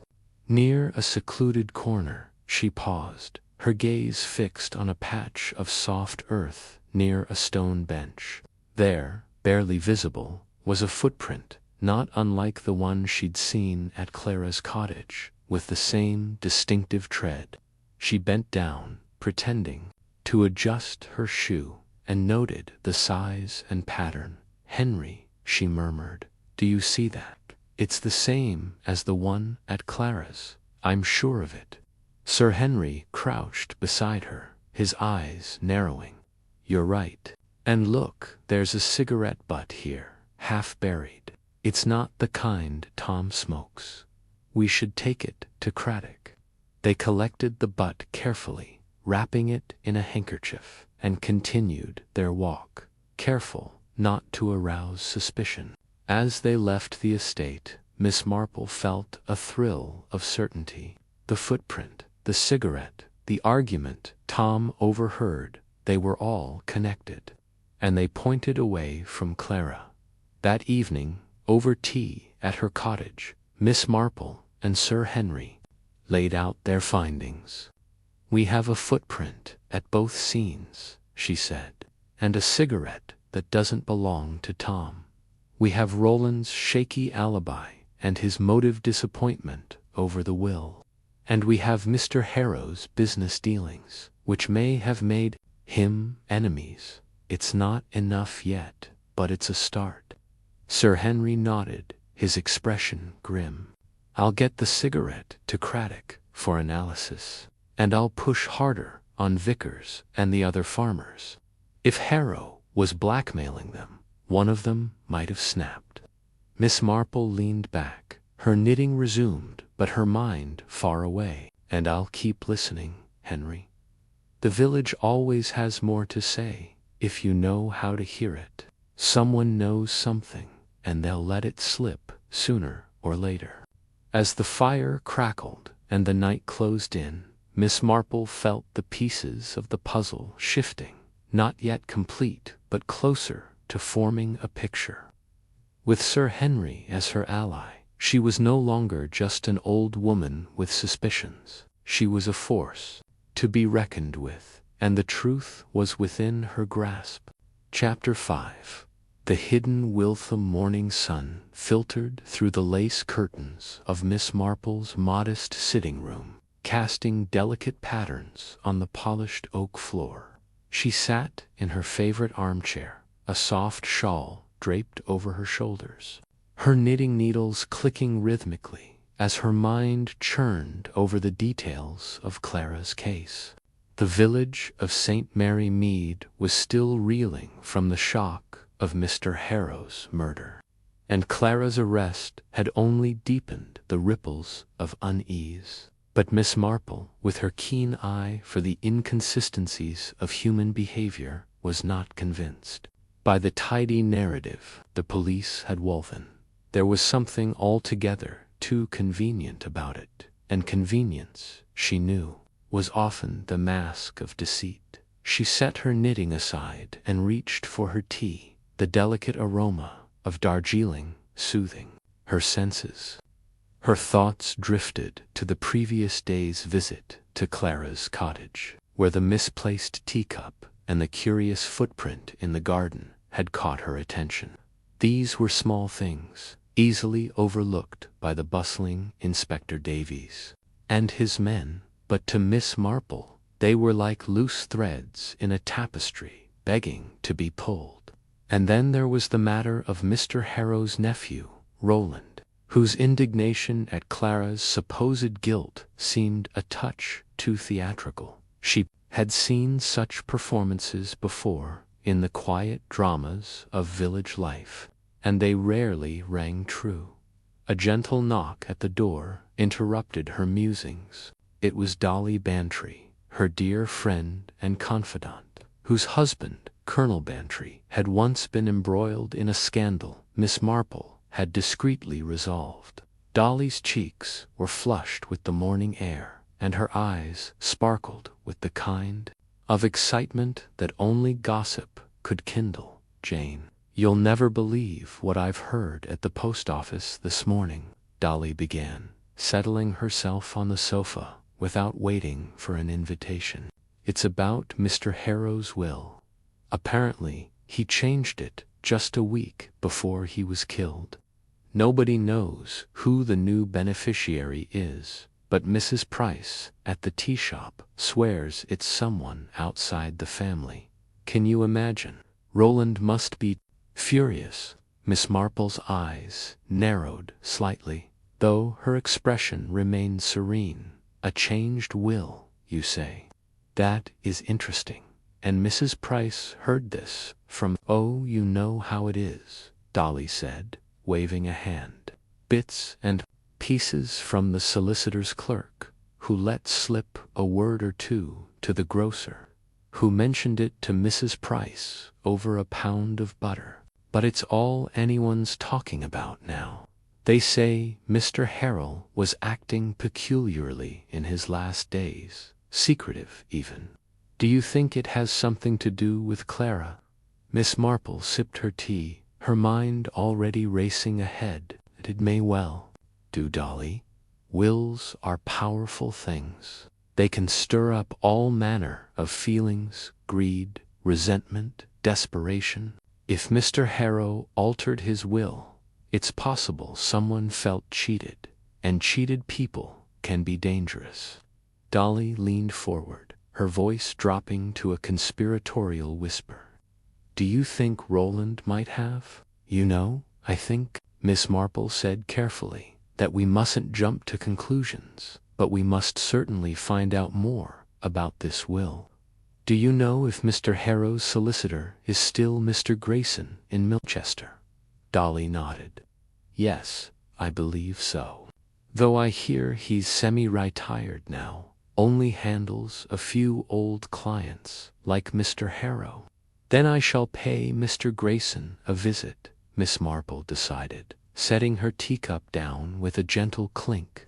"A solicitor's office can be a treasure trove of information if one knows how to ask the right questions." The journey to Milchester was a pleasant one, the countryside rolling by in a patchwork of green fields and hedgerows. Miss Marple, dressed in her best tweed suit and a sensible hat, sat quietly in the train compartment, her hands folded neatly over her handbag. She had always found train journeys conducive to thought, the rhythmic clatter of the wheels providing a backdrop to her reflections. By the time she arrived at Milchester's quaint station, she had already formulated a plan. Mr. Grayson's office was tucked away on a narrow street lined with Georgian buildings, their brick facades weathered but dignified. The sign above the door read Grayson and Sons, solicitors. Though Miss Marple knew the Sons part was more aspiration than reality, as Mr. Grayson's only son had long since moved to London. She was greeted by a young clerk, a nervous lad with ink-stained fingers, who ushered her into a dimly lit office that smelled of old leather and wax-polish. Mr. Grayson himself was a frail man in his late 70s, with a shock of white hair, and a pair of spectacles perched precariously on his nose. He rose to greet her, his manner courteous but tinged with curiosity. "Miss Marple, what a pleasure! It's been some years since we last met. I trust you're well?" "Quite well, thank you, Mr. Grayson," she replied, settling into the chair he offered. "I've come about a rather delicate matter concerning Mr. Harrow. I understand you handled his affairs." Mr. Grayson's expression grew guarded, though his tone remained polite. "Indeed, I did. A tragic business, his death. But I'm afraid I cannot discuss a client's affairs without proper authorization." "Of course," Miss Marple said smoothly. "I wouldn't dream of asking you to betray a confidence. But as you may know, my dear friend Clara is in a dreadful situation, accused of Mr. Harrow's murder. I'm merely trying to understand the circumstances surrounding his death in the hope of clearing her name. I've heard rumors, village talk. You know that Mr. Harrow changed his will shortly before he died. I wondered if you could confirm whether such a change took place without divulging the details, of course." Mr. Grayson hesitated, his fingers drumming lightly on the desk. Miss Marple noted the slight twitch in his jaw, a telltale sign of unease. "Well," he said at last, "I suppose there's no harm in confirming that Mr. Harrow did indeed revise his will. It was a recent matter, yes, about a week before his passing. But as to the contents, I'm afraid that's all I can say." Miss Marple smiled, her eyes twinkling with that disarming warmth that had coaxed secrets from even the most reticent souls. "I quite understand, Mr. Grayson, and I wouldn't ask you to break your professional vows. But perhaps you could tell me." This was the new beneficiary, someone unexpected, not a family member, perhaps. The solicitor's eyes widened slightly, and he adjusted his spectacles, a gesture Miss Marple recognized as a stall for time. "You're as sharp as ever, Miss Marple," he said with a faint chuckle. "I'll say only that the change was unconventional. Mr. Harrow had his reasons, I'm sure, but I was surprised, yes." "And did anyone else know of this change?" She pressed gently. "His nephew, Roland, for instance." Mr. Grayson's lips tightened, and he shook his head. "I'm not at liberty to say who was informed, but Mr. Harrow was a private man. He didn't share his intentions widely." Miss Marple nodded, her mind already piecing together the implications. If Roland had learned of the new will perhaps through a careless word from the clerk or a glimpse of a document, he might have felt his inheritance slipping away. And a man like Roland, with his polished charm and restless ambition, might not take kindly to such a loss. "Thank you, Mr. Grayson," she said, rising. "You've been most helpful. I shan't take up any more of your time." As she left the office, the young clerk scurried after her, holding the door open with an awkward bow. Miss Marple paused, turning to him with a kindly smile. "You must be terribly busy, young man, working for Mr. Grayson. I imagine you handle all sorts of important papers." The clerk blushed, clearly unused to such attention. "Oh, yes, ma'am. It's a lot of filing and copying, but I manage." "I'm sure you do splendidly," she said, her tone warm but probing. "You must overhear all sorts of interesting things, working so closely with Mr. Grayson's clients. I don't suppose you recall anything about Mr. Harrow's visits. He was such a prominent figure in St. Mary Mead." The clerk hesitated, glancing over his shoulder, as if to ensure Mr. Grayson wasn't listening. "Well, ma'am, I shouldn't say, but Mr. Harrow was in a bit of a state the last time he came, kept muttering about someone not being trustworthy. I didn't catch a name, but he seemed proper upset." Miss Marple's heart quickened, though her face betrayed nothing but mild curiosity. "How very interesting.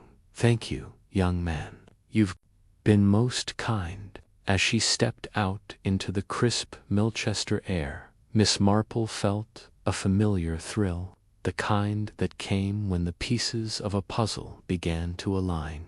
The changed will, Mr. Harrow's agitation, Roland's convenient outrage, all pointed to a deeper truth, one she was determined to uncover.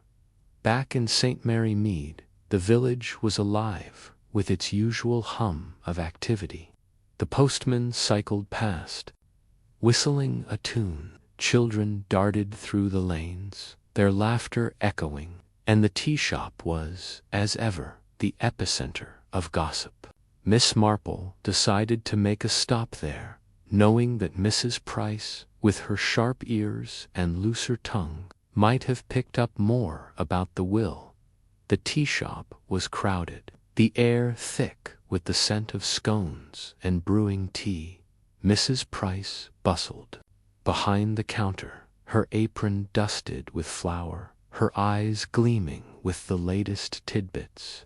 When she spotted Miss Marple, she waved her over with a conspiratorial grin. "Miss Marple, I was hoping you'd come by. Have you heard about Mr. Harrow? Will, they're saying he left everything to some charity or other, not a penny to his family. Can you believe it?" Miss Marple settled at a small table, accepting a cup of tea with a nod of thanks. "It does seem surprising," she said, her tone neutral. "But village talk can be so unreliable. Do you know where this rumor started?" Mrs. Price leaned in, her voice dropping to a whisper. "Well, I heard it from Mrs. Carter, who got it from her cousin, who works as a maid at the Harrow estate," she said. "Roland was in a right state when he found out, shouting about how he'd been robbed. And then there's that Eliza, the housemaid, always skulking about, listening at doors. I wouldn't be surprised if she knew more than she lets on." Miss Marple's fingers tightened slightly around her teacup. Eliza, the housemaid. She had seen her at Clara's cottage during her visit, a quiet girl with downcast eyes, always hovering at the edges of conversations. There was something about her demeanor, nervous, perhaps, or secretive, that had struck Miss Marple as odd. And now, with talk of the will and Roland's anger, Eliza's role in the household seemed worth exploring. "Thank you, Mrs. Price," Miss Marple said, rising. "You've given me much to think about." As she left the tea shop, her mind was already turning to the Harrow estate. She would need to speak to Eliza, but carefully servants were often loyal to their employers, or at least fearful of them. And Roland, with his polished manners and quick temper, was not a man to be underestimated. The Harrow estate loomed at the edge of St. Mary Mead, its grand Georgian facade softened by ivy and time. Miss Marple approached the front gate with her usual unassuming air, her handbag tucked under her arm. She had no appointment, but she had found that a kindly smile and a vague reference to village business could open many doors. The butler, a stern man named Jenkins, answered her knock. "Good afternoon, Miss Marple," he said, his tone polite but wary. "May I ask the purpose of your visit?" "I was hoping to have a word with Eliza, the housemaid," Miss Marple said brightly. "I'm organizing a little village event, you see, and I thought she might be able to help with some arrangements." Jenkins raised an eyebrow, but stepped aside. "Very well, I'll fetch her. Please wait in the drawing room." The drawing room was a study in faded opulence, with heavy drapes and portraits of stern-faced heroes staring down from the walls. Miss Marple took a seat, her eyes scanning the room for anything out of place. A small writing desk in the corner caught her attention, its surface cluttered with papers and an inkwell that looked recently used. She made a mental note to inquire about Mr. Harrow's correspondence later. Eliza appeared a few minutes later, her apron crisp but her hands twisting nervously at her sides. She was a slight girl, no more than 20, with pale skin and dark eyes that darted about as if expecting trouble. "You wanted to see me, ma'am?" she asked, her voice barely above a whisper. "Yes, my dear," Miss Marple said warmly. "I won't keep you long. I was just wondering if you might have noticed anything unusual in the days before Mr. Harrow's death. You see, I'm trying to help poor Clara, who's in such a dreadful position." Eliza's eyes widened, and she glanced toward the door, as if afraid someone might overhear. I don't know anything, ma'am. I just do my work and keep my head down." "Of course," Miss Marple said, her tone soothing. "But you're in the house all the time, aren't you? You must see and hear things others miss. For instance, I've heard Mr. Harrow was quite upset about something in his last days. Did you ever notice him arguing with anyone, perhaps?" Eliza hesitated, her fingers tightening on her apron. I did hear him shouting once, ma'am, in his study, a few nights before it happened. I couldn't make out the words, but he sounded angry. And there was another voice, a man's, I think, but I didn't see who it was." Miss Marple leaned forward slightly, her voice gentle but insistent. "And this was late at night, you say? Did you happen to see anyone leaving the house afterward?" Eliza shook her head quickly. "No, ma'am. I was in the kitchen, tidying up. I didn't see anything else." Miss Marple smiled, though her mind was racing. A late-night argument, a mysterious stranger, and now the changed Willett was all beginning to form a picture, though the edges were still blurry. "Thank you, Eliza," she said. "You've been very helpful. If you think of anything else, you'll let me know, won't you?" Eliza nodded, her expression uneasy, and hurried out of the room. Miss Marple lingered a moment longer, her gaze returning to the writing desk. On impulse, she crossed the room and glanced at the papers scattered across it. Most were money receipts, a gardening catalogue, but one caught her eye. A half-finished letter in Mr. Harrow's spidery handwriting, addressed to no one in particular. The words were faint, as if written in haste. "I fear I have misjudged." The sentence trailed off, unfinished. Miss Marple's heart quickened. She slipped the letter into her handbag, telling herself it was for Clara's sake. Evidence, after all, had a way of disappearing in a house like this. Back at her cottage, Miss Marple spread the letter out on her dining table, her magnifying glass in hand.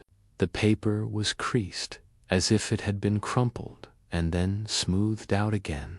The full text read, "I fear I have misjudged him. His promises are empty, and I see now the danger in trusting too readily. The will must stand, but I must take precautions, if anything should happen to me." The letter ended there, the ink smudged as if the pen had been dropped. Miss Marple sat back, her mind worry. Mr. Harrow had been afraid of someone close to him, someone he had trusted, and the mention of the will suggested that the change had been significant enough to provoke fear, perhaps even desperation. She thought of Roland, with his charming smile and quick temper. She thought of Eliza, with her nervous glances and whispered secrets. And she thought of the footprint in Clara's garden, too large to belong to a woman, and the teacup placed so oddly on the wrong side of the table. These were not random details. They were threads, and Miss Marple was determined to weave them together that evening. As the sun dipped below the horizon, casting St. Mary Mead in a golden glow, Miss Marple sat by her fire, her knitting untouched. The changed will was the key, she was certain of it. But who was the mysterious beneficiary, and why had Mr. Harrow felt the need to alter his plans so suddenly? And who was the him he had misjudged? She resolved to speak to Sir Henry Clithering the next day. His connections at Scotland Yard might provide access to Mr. Harrow's financial records, which could shed light on the will's beneficiary. And she would need to tread carefully around Roland and Eliza, who were clearly more involved than they let on. As the fire crackled, Miss Marple's thoughts drifted to Clara, sitting in a cold cell, her kind face clouded with fear. "Don't worry, my dear," she murmured to herself. "We'll get to the bottom of this. Truth has a way of coming out, even in St. Mary Mead." The following morning, Miss Marple set out for the village post office, where she could telephone Sir Henry without drawing too much attention. The postmistress, Miss Weatherby, was a notorious eavesdropper, but Miss Marple was adept at speaking in vague terms when necessary. She placed the call, and Sir Henry's warm, familiar voice answered. Almost immediately, "Jane, my dear, what mischief are you up to now?" he teased. "No mischief, Henry," she replied with a chuckle. "But I could use your help. I'm looking into Mr. Harrow's affairs. Could you possibly make some inquiries about his financial dealings, discreetly, of course?" Sir Henry's tone grew serious. "Of course, Jane. I'll see what I can dig up." Harrow was a wealthy man, and wealth always leaves a trail. "Give me a day or two, and I'll have something for you." "Thank you, Henry," she said. "I knew I could count on you." As she hung up, Miss Weatherby peered over the counter, her curiosity barely concealed. "Everything all right, Miss Marple?" "Oh, quite," Miss Marple said airily. "Just a little chat with an old friend." She stepped out into the morning air, her mind already turning to her next move. The Harrow estate's gardener, Tom, had been mentioned in passing by Mrs. Price, and Miss Marple recalled his weathered face and quiet demeanor. Gardeners, she knew, often saw more than they let on, their work giving them a unique vantage point on the comings and goings of a household. She would pay him a visit, perhaps under the guise of seeking advice for her roses. The Harrow estate's gardens were a marvel. Even in the late summer, with neatly trimmed hedges and vibrant flower beds, Tom was at work near the rose garden, his hands stained with soil as he pruned a bush with practiced care. He looked up as Miss Marple approached, his weathered face breaking into a polite smile. "Good morning, Miss Marple," he said, touching his cap. "Come to see the roses, have you?" "In a manner of speaking," she replied, her tone light.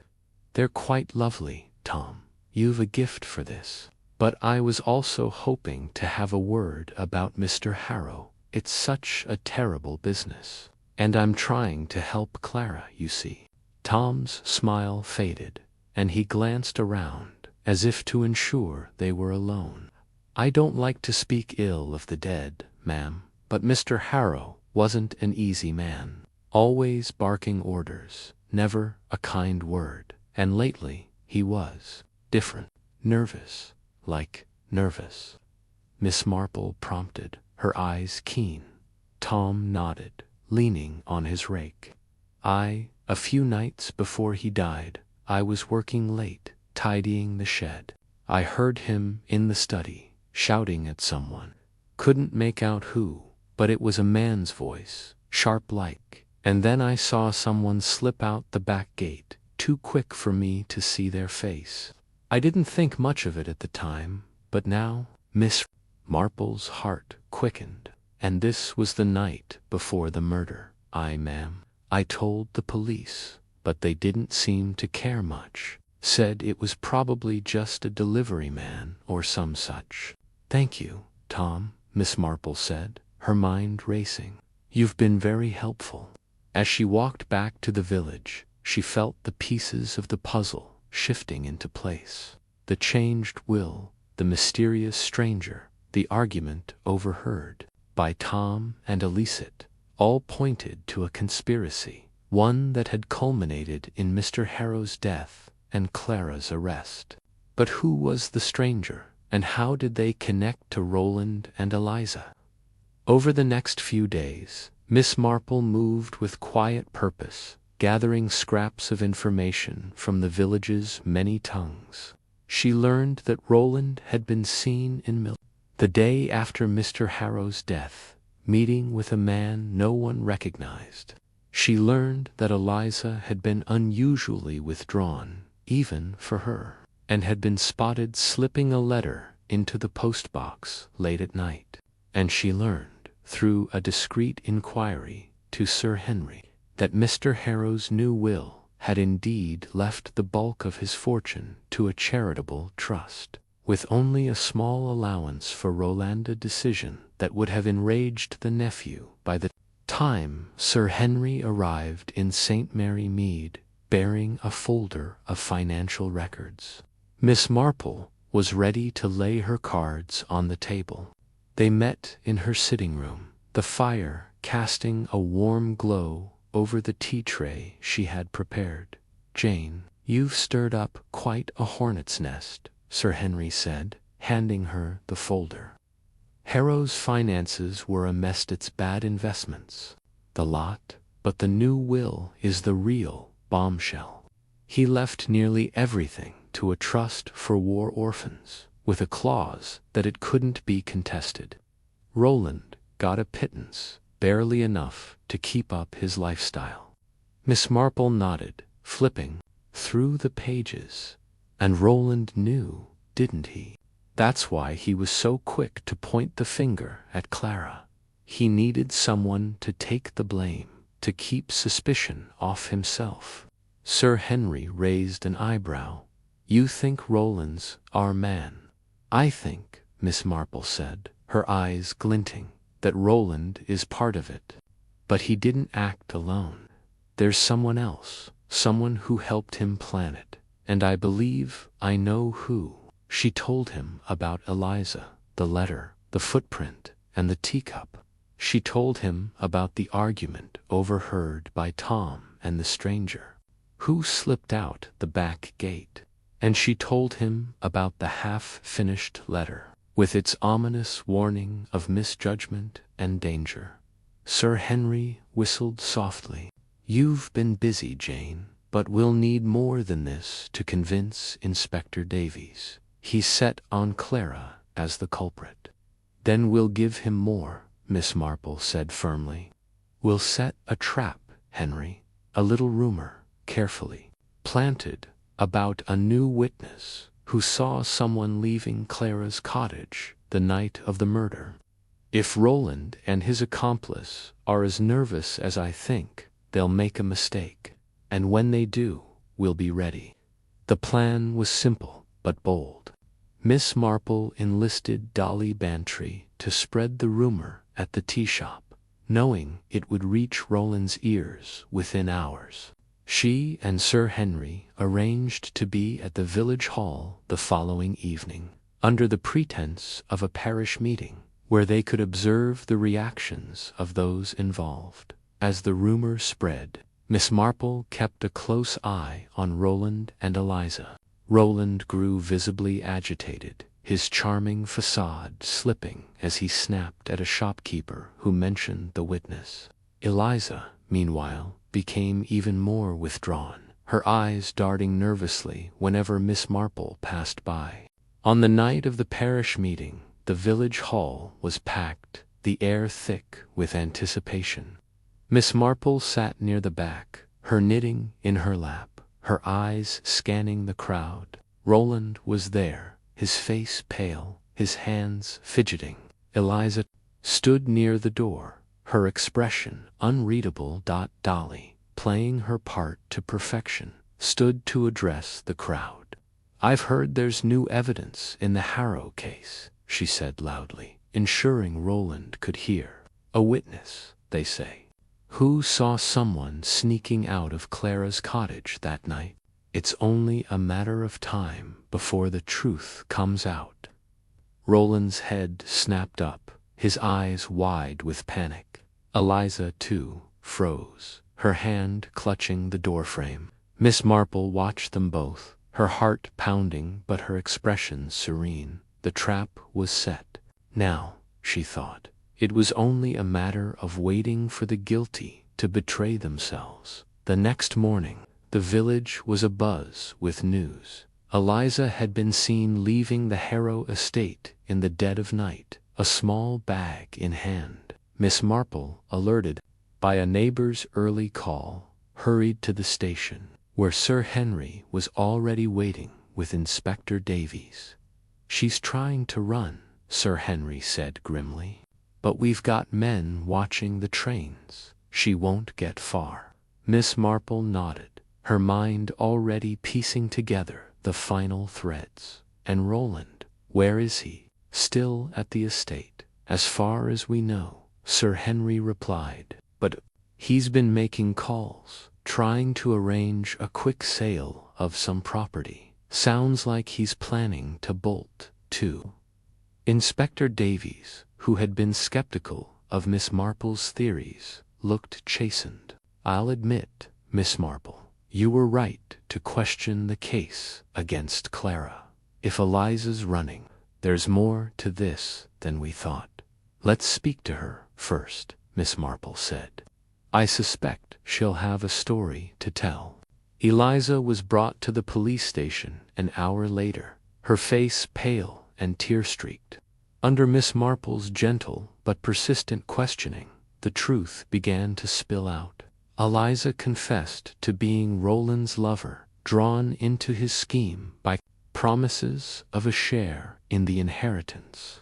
They had planned to frame Clara, using her proximity to Mr. Harrow and a forged letter to make her seem guilty. The teacup, misplaced deliberately, was meant to suggest Clara's carelessness. The footprint was Roland's, left to confuse the police, but it wasn't supposed to go this far, Eliza sobbed. "I didn't know he'd kill Mr. Harrow. I thought we were just going to scare him, make him change the will back." Miss Marple listened, her expression one of quiet sorrow. She had seen such stories before: love twisted into greed, loyalty betrayed by ambition. Roland, when confronted, crumbled quickly, his charm no match for the weight of evidence. Miss Marple and Sir Henry presented. By the end of the week, Clara was released, her name cleared and her spirit unbroken, though tempered by the ordeal. The village gathered to welcome her home, and Miss Marple watched from her cottage window, a cup of tea in hand.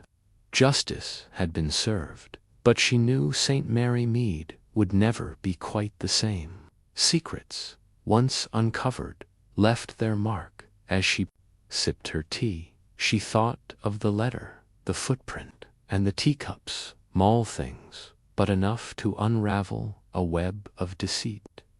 Human nature, she reflected, was like her knitting, complex, full of knots, but ultimately understandable if one took the time to follow the threads. And in St. Mary Mead there were always more threads to follow. Chapter 6. A tangled web of Alebus. Miss Marple sat in her favorite armchair by the window of her neat little sitting room, her knitting needles clicking softly in rhythm with her thoughts. The late afternoon sun cast long shadows across the polished floorboards of her cottage in St. Mary Mead, bathing the room in a warm, golden glow. Outside, the village was settling into its usual quiet rhythm. Children scampered home from school, and the distant clatter of a milk cart echoed down the lane. But Miss Marple's mind was far from the tranquil scene beyond her window. The murder of Mr. Harrow, the hasty arrest of her old friend Clara, and the whispers swirling through the village had woven a puzzle that demanded her attention. Today, her focus was on the alibis of those closest to the crime, alibis that, like a poorly knitted scarf, seemed to unravel the moment one tugged at a loose thread. She had spent the morning poring over her notes, a small notebook filled with her precise, spidery handwriting. Each page was a map of the case so far: the misplaced teacup in Clara's cottage, the curious footprint in the garden, the rumors of Mr. Harrow's shady business dealings, and the newly discovered will that left his fortune to an unknown beneficiary. These clues, though disparate, were beginning to form a pattern, and Miss Marple knew that patterns, like gossip, often revealed more than they seemed to at first glance. But it was the alibis of the suspects, particularly Roland Harrow, Mr. Harrow's nephew and chief accuser of Clara, that intrigued her most. Roland had claimed to be in the neighboring town of Much Benham on the night of the murder, but something about his story felt as flimsy as a house of cards in a storm. Miss Marple set her knitting aside and reached for her teacup, her sharp eyes scanning the notes again. Roland was a tall, handsome man in his early 30s, with a charming smile that didn't quite reach his eyes. He had been quick to point the finger at Clara, claiming she had a grudge against his uncle over a disputed loan. But Miss Marple, who had known Clara since they were girls, found this motive absurd. Clara was a gentle soul, more likely to forgive a debt than to murder over it. No, the accusation felt like a distraction, a sleight of hand to divert attention from Roland himself. And Miss Marple had learned long ago that those who accused others so readily often had secrets of their own. She decided it was time to test Roland's alibi. Much Benham was only a short train ride away, and Miss Marple had a knack for coaxing information from people without them realizing they were being interrogated. She donned her best hata sensible black one with a single feather and set out for the station, her small handbag tucked under her arm. The train to Much Benham was a rattling affair, filled with farmers discussing crop prices and young women giggling over village gossip. Miss Marple sat quietly, her hands folded in her lap, listening to every word. Gossip, she knew, was often the key to unlocking the truth. At Much Benham, she made her way to the Rose and Crown, the pub where Roland claimed to have spent the evening of the murder. The pub was a cozy, low-ceilinged establishment with dark wooden beams and a roaring fire, even in the late summer heat. The landlord, a stout man named Mr. Gibbs, was polishing glasses behind the bar when Miss Marple entered. She greeted him with a warm smile, her eyes crinkling at the corners. "Good afternoon, Mr. Gibbs," she said, settling onto a stool at the bar. "I wonder if you might help me with a small matter. I'm looking into something for a friend, you see." Mr. Gibbs, who had a soft spot for kindly old ladies, leaned forward. "Anything for you, ma'am? What's on your mind?" Miss Marple tilted her head, her expression one of mild curiosity. "I understand a young man named Roland Harrow was here a few evenings ago Tuesday, I believe. He's a tall fellow, quite charming, with dark hair. Do you recall seeing him?" Mr. Gibbs frowned, rubbing his chin. "Tuesday, you say? We had a fair crowd that night market day, you know. But Roland Harrow, I know him. He's been in before. Let me think." He turned to a ledger on the counter, flipping through pages stained with ale. "Tuesday, yes, he was here. Signed for a pint around 7, I'd say. Stayed a couple of hours, chatting with some lads from the market." Miss Marple nodded, her face betraying nothing. "And did he stay the whole evening, do you know? Until closing, perhaps?" Mr. Gibbs scratched his head. "Can't say for sure. It gets busy, and I don't watch the clock for every customer. But I reckon he left before 10. I remember seeing him head out with a fellow in a dark coat. Didn't catch the other man's name."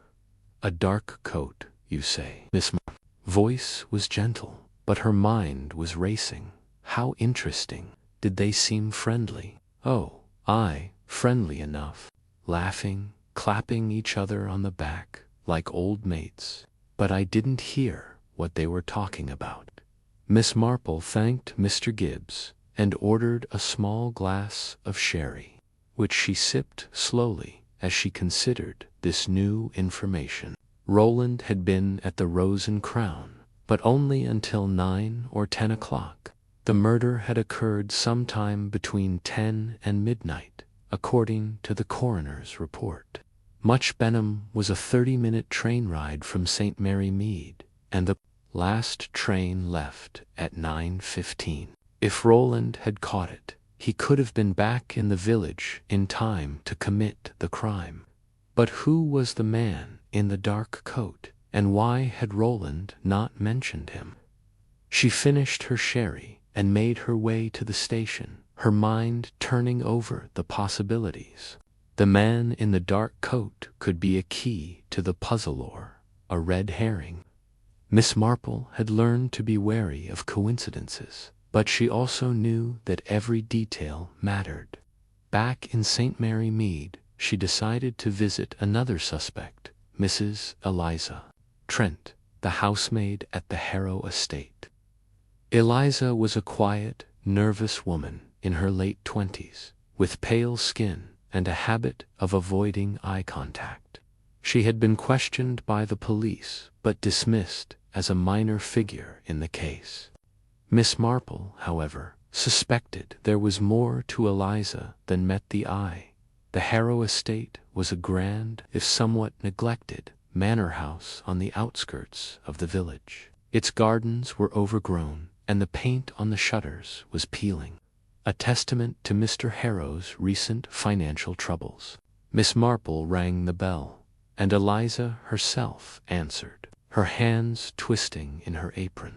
"Oh, Miss Marple," Eliza said, her voice trembling slightly. "I wasn't expecting visitors." "I won't take much of your time, my dear Miss," Marple said kindly.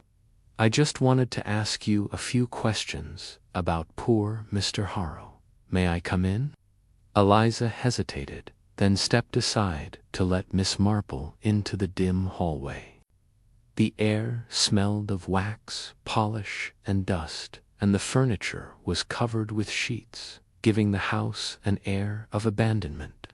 They sat in the servants' parlor, a small room with faded wallpaper and a single window overlooking the garden. I know. You've already spoken to the police, Miss Marple began, her tone gentle but probing.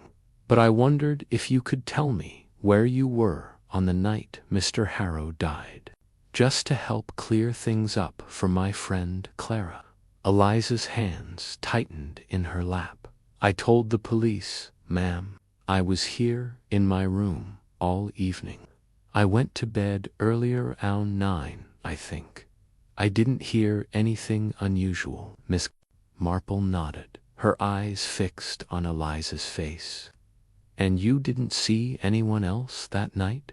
No visitors, perhaps? Or Mr. Rowland? Eliza's cheeks flushed, and she looked down at her hands. No, ma'am, I mean, Mr. Rowland wasn't here. He was in Much Benham, wasn't he? So he says, Miss Marple replied, her voice soft but pointed. But you didn't see him return, perhaps later in the evening? No. Eliza's response was a little too quick, and she seemed to realize it, for she added, I was asleep, ma'am. I didn't see or hear anything. Miss Marple smiled, but her mind was noting every detail, the flush on Eliza's cheeks, the way her hands trembled, the slight hesitation before her answers. There was something Eliza wasn't saying, and Miss Marple suspected it had to do with Rowland. Could they be closer than they let on? A housemaid and the master's nephew wouldn't be the first time such a connection had led to trouble. Thank you, Eliza, Miss Marple said, rising to leave. You've been most helpful. Oh, one more thing. Did Mr. Harrow have any visitors that night? Anyone you might have heard, even if you were in your room? Eliza shook her head, but her eyes darted to the side, and Miss Marple knew she had struck a nerve. No, ma'am, no one. Miss Marple left the estate with a thoughtful expression. Eliza's alibi was as shaky as Rowland's, and the two of them seemed to be hiding something. She decided to consult Sir Henry Clithering, who had arrived in St. Mary Mead the previous day and was staying at the vicarage. Sir Henry, with his years of experience at Scotland Yard, had access to resources Miss Marple could not tap, and she valued his sharp mind and willingness to listen to her theories. However unconventional they might seem, that evening, she found Sir Henry in the vicarage garden, smoking a pipe and reading the evening paper. He looked up as she approached, his weathered face breaking into a smile. Miss Marple, he said, setting the paper aside. I was hoping you'd drop by. This case of yours is proving more interesting than I expected. Miss Marple settled onto a garden bench, her hands folded neatly in her lap. It's a tangled web, Sir Henry, she said. I've been looking into Rowland Harrow's alibi, and I'm not convinced it holds water. He claims he was in Much Benham until late, but the landlord at the Rose and Crown says he left before 10 with a man in a dark coat. Sir Henry raised an eyebrow. A man in a dark coat? That's new. Did the landlord know him? No, but I suspect he's someone local. And then there's Eliza Trent, the housemaid. She claims she was in her room all evening, but she's nervous. Sir Henry far too nervous for someone with nothing to hide. Sir Henry puffed on his pipe, his eyes narrowing. You think she's covering for Rowland, or someone else? Miss Marple replied. There's a connection there, I'm sure of it, and I can't help but wonder about the will. If Rowland is the beneficiary or thinks he is, he might have had reason to want his uncle out of the way. Sir Henry nodded. I've looked into the will, as you asked. It's a curious thing. Harrow changed it just 2 weeks before his death, leaving everything to a Miss E.L. No full name, no address. The solicitor was as puzzled as I was. It could be Eliza, but it could also be someone else entirely. Miss Marple's eyes gleamed. Miss E.L. How very interesting. We must find out who she is, Sir Henry, and we must keep an eye on Roland. If he's lying about his alibi, he may be lying about other things. The next morning, Miss Marple decided to broaden her investigation. She visited the village post office, where Mrs. Muggleton, the postmistress, was a fount of information about everyone's comings and goings. Mrs. Muggleton was sorting letters behind the counter, her spectacles perched on the end of her nose. "Good morning, Mrs. Muggleton," Miss Marple said brightly. "I was wondering if you'd seen Roland Harrow recently. He's been traveling too much Benham quite often, hasn't he?" Mrs. Muggleton sniffed, clearly delighted to share her knowledge. "Oh, aye, Miss Marple. He's been back and forth like a yo-yo. Caught the 9:15 train too much Benham last Tuesday. I know that for a fact, because he posted a letter just before he left." "A letter?" Miss Marple's voice was casual, but her interest was piqued. "Did you happen to notice who?" It was addressed to Mrs. Muggleton, hesitated, then leaned closer, lowering her voice. "It was to a Dr. Vance, here in St. Mary Mead. I couldn't help but see the envelope, you know, when I stamped it." Miss Marple's heart quickened, but she kept her expression neutral. Dr. Vance, the local doctor, had been mentioned in passing, as someone who had treated Mr. Harrow for his declining health. Could he be the man in the dark coat? Or was he involved in some other way? "Thank you, Mrs. Muggleton," Miss Marple said, her mind already racing ahead. "You've been most helpful." As she walked home, Miss Marple turned over the new information Roland had written to Dr. Vance on the day of the murder, and he had been seen leaving the Rose and Crown with an unidentified man. Eliza's nervousness, the mysterious Miss E.L. in the will, and now this letter to Dr. Vance. It was all beginning to form a picture, though the edges were still blurry. She decided to pay a visit to Dr. Vance that afternoon, armed with her usual blend of polite curiosity and relentless determination. Dr. Vance's surgery was a small, tidy building on the high street, with a brass plaque that gleamed in the sunlight. The doctor himself was a man of middle age, with thinning hair and a perpetually harried expression. He welcomed Miss Marple into his consulting room, though his smile was strained. "Miss Marple," he said, gesturing to a chair. "To what do I owe the pleasure?" "I'm sorry to bother you, Dr. Vance," Miss Marple said, her tone apologetic, but her eyes sharp. "I'm looking into Mr. Harrow's death as a favor to a friend. I understand you treated him recently. Did he seem worried about anything?" Dr. Vance shifted in his seat, his fingers drumming on the desk. "Worried? Well, he was in poor heart trouble, you know, but he didn't mention anything specific. Why do you ask?" Miss Marple tilted her head, her voice soft but probing. "I heard he received a letter from Roland Harrow on the day he died. I wondered if you might know what it was about." Dr. Vance's face paled slightly, and he coughed, as if to cover his discomfort. "A letter? I don't recall anything specific. Roland often wrote to his uncle about business matters, nothing unusual." Miss Marple nodded, but she noted the doctor's unease. He was hiding something, just as Eliza was, and just as Roland was. The web of alibis was growing more tangled by the hour, but Miss Marple was patient. She knew that with a little more tugging, the threads would come apart, revealing the truth beneath. Over the next few days, Miss Marple continued her quiet investigation, piecing together fragments of information from villagers, shopkeepers, and even the postman who had seen Roland lingering near Clara's cottage on the evening of the murder.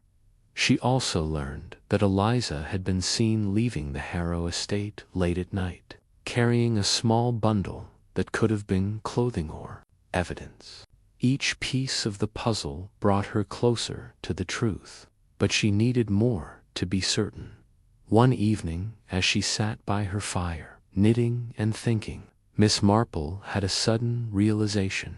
The footprint in Clara's gardens, small but deeper than one would expect, suggested someone who had been carrying something heavy. Could it have been Eliza, disposing of evidence? And the teacup, misplaced on the wrong side of the table, hinted at someone who was left-handed, like Roland. But the pieces were falling into place, but she needed to test her theory. She invited Sir Henry to tea the next day and laid out her suspicions. "I believe Roland and Eliza are working together," she said, her voice calm but certain. "Roland's alibi in Much Benham is weak, and Eliza's nervousness suggests she knows more than she's saying. The letter to Dr. Vance may be a key or a distraction, but I think the two of them had a motive tied to the will, and they framed Clara to cover their tracks." Sir Henry leaned back in his chair, his pipe forgotten. "It's a bold theory, Jane," he said, using her Christian name as he often did when they were alone. "But how do you propose to prove it?" Miss Marple smiled, her eyes twinkling. "With a little help from you, Sir Henry. I think it's time we set a trap." The plan was simple but clever. Miss Marple asked Sir Henry to spread a rumor through his police contacts that a new witness had come forward, someone who had seen two figures near Clara's cottage on the night of the murder. The rumor was vague enough to avoid suspicion, but specific enough to rattle the guilty parties. If Roland and Eliza were involved, they would react perhaps by trying to silence the non-existent witness, or by revealing their hand in some other way. As the rumor spread, Miss Marple kept a close eye on the village. She noticed Roland visiting Eliza at the Harrow estate more frequently, their conversations hushed and urgent. She also saw Dr. Vance leaving his surgery late at night, glancing over his shoulder as if expecting to be followed. The web was tightening, and Miss Marple knew it was only a matter of time before someone made a mistake. On the 5th day after the rumor began, Miss Marple received a note from Tom, the gardener at the Harrow estate. It was brief but urgent. "Miss Marple, I need to speak with you. I saw something that night. Meet me at the old oak by the river at dusk." Her heart quickened. Tom had been reluctant to speak before, but perhaps the rumor had loosened his tongue. At dusk, she made her way to the river, her shawl wrapped tightly against the evening chill. The old oak stood alone, its branches casting eerie shadows in the fading light. Tom was waiting, his cap pulled low over his eyes. "Miss Marple," he said, his voice low, "I didn't want to get involved, but I can't keep quiet no more. That night, the night Mr. Harrow died, I saw Eliza sneaking out of the house, carrying something wrapped in cloth, and later I saw Roland coming back from the village, looking all shifty. I think they're up to something." Miss Marple nodded, her mind racing. "Did you see where Eliza went, or what Roland did?" Tom shook his head. "No, ma'am, but I heard them talking a few days ago near the stables. They mentioned something about a letter and making sure Clara took the blame." This was the confirmation Miss Marple needed. She thanked Tom and urged him to keep their conversation secret.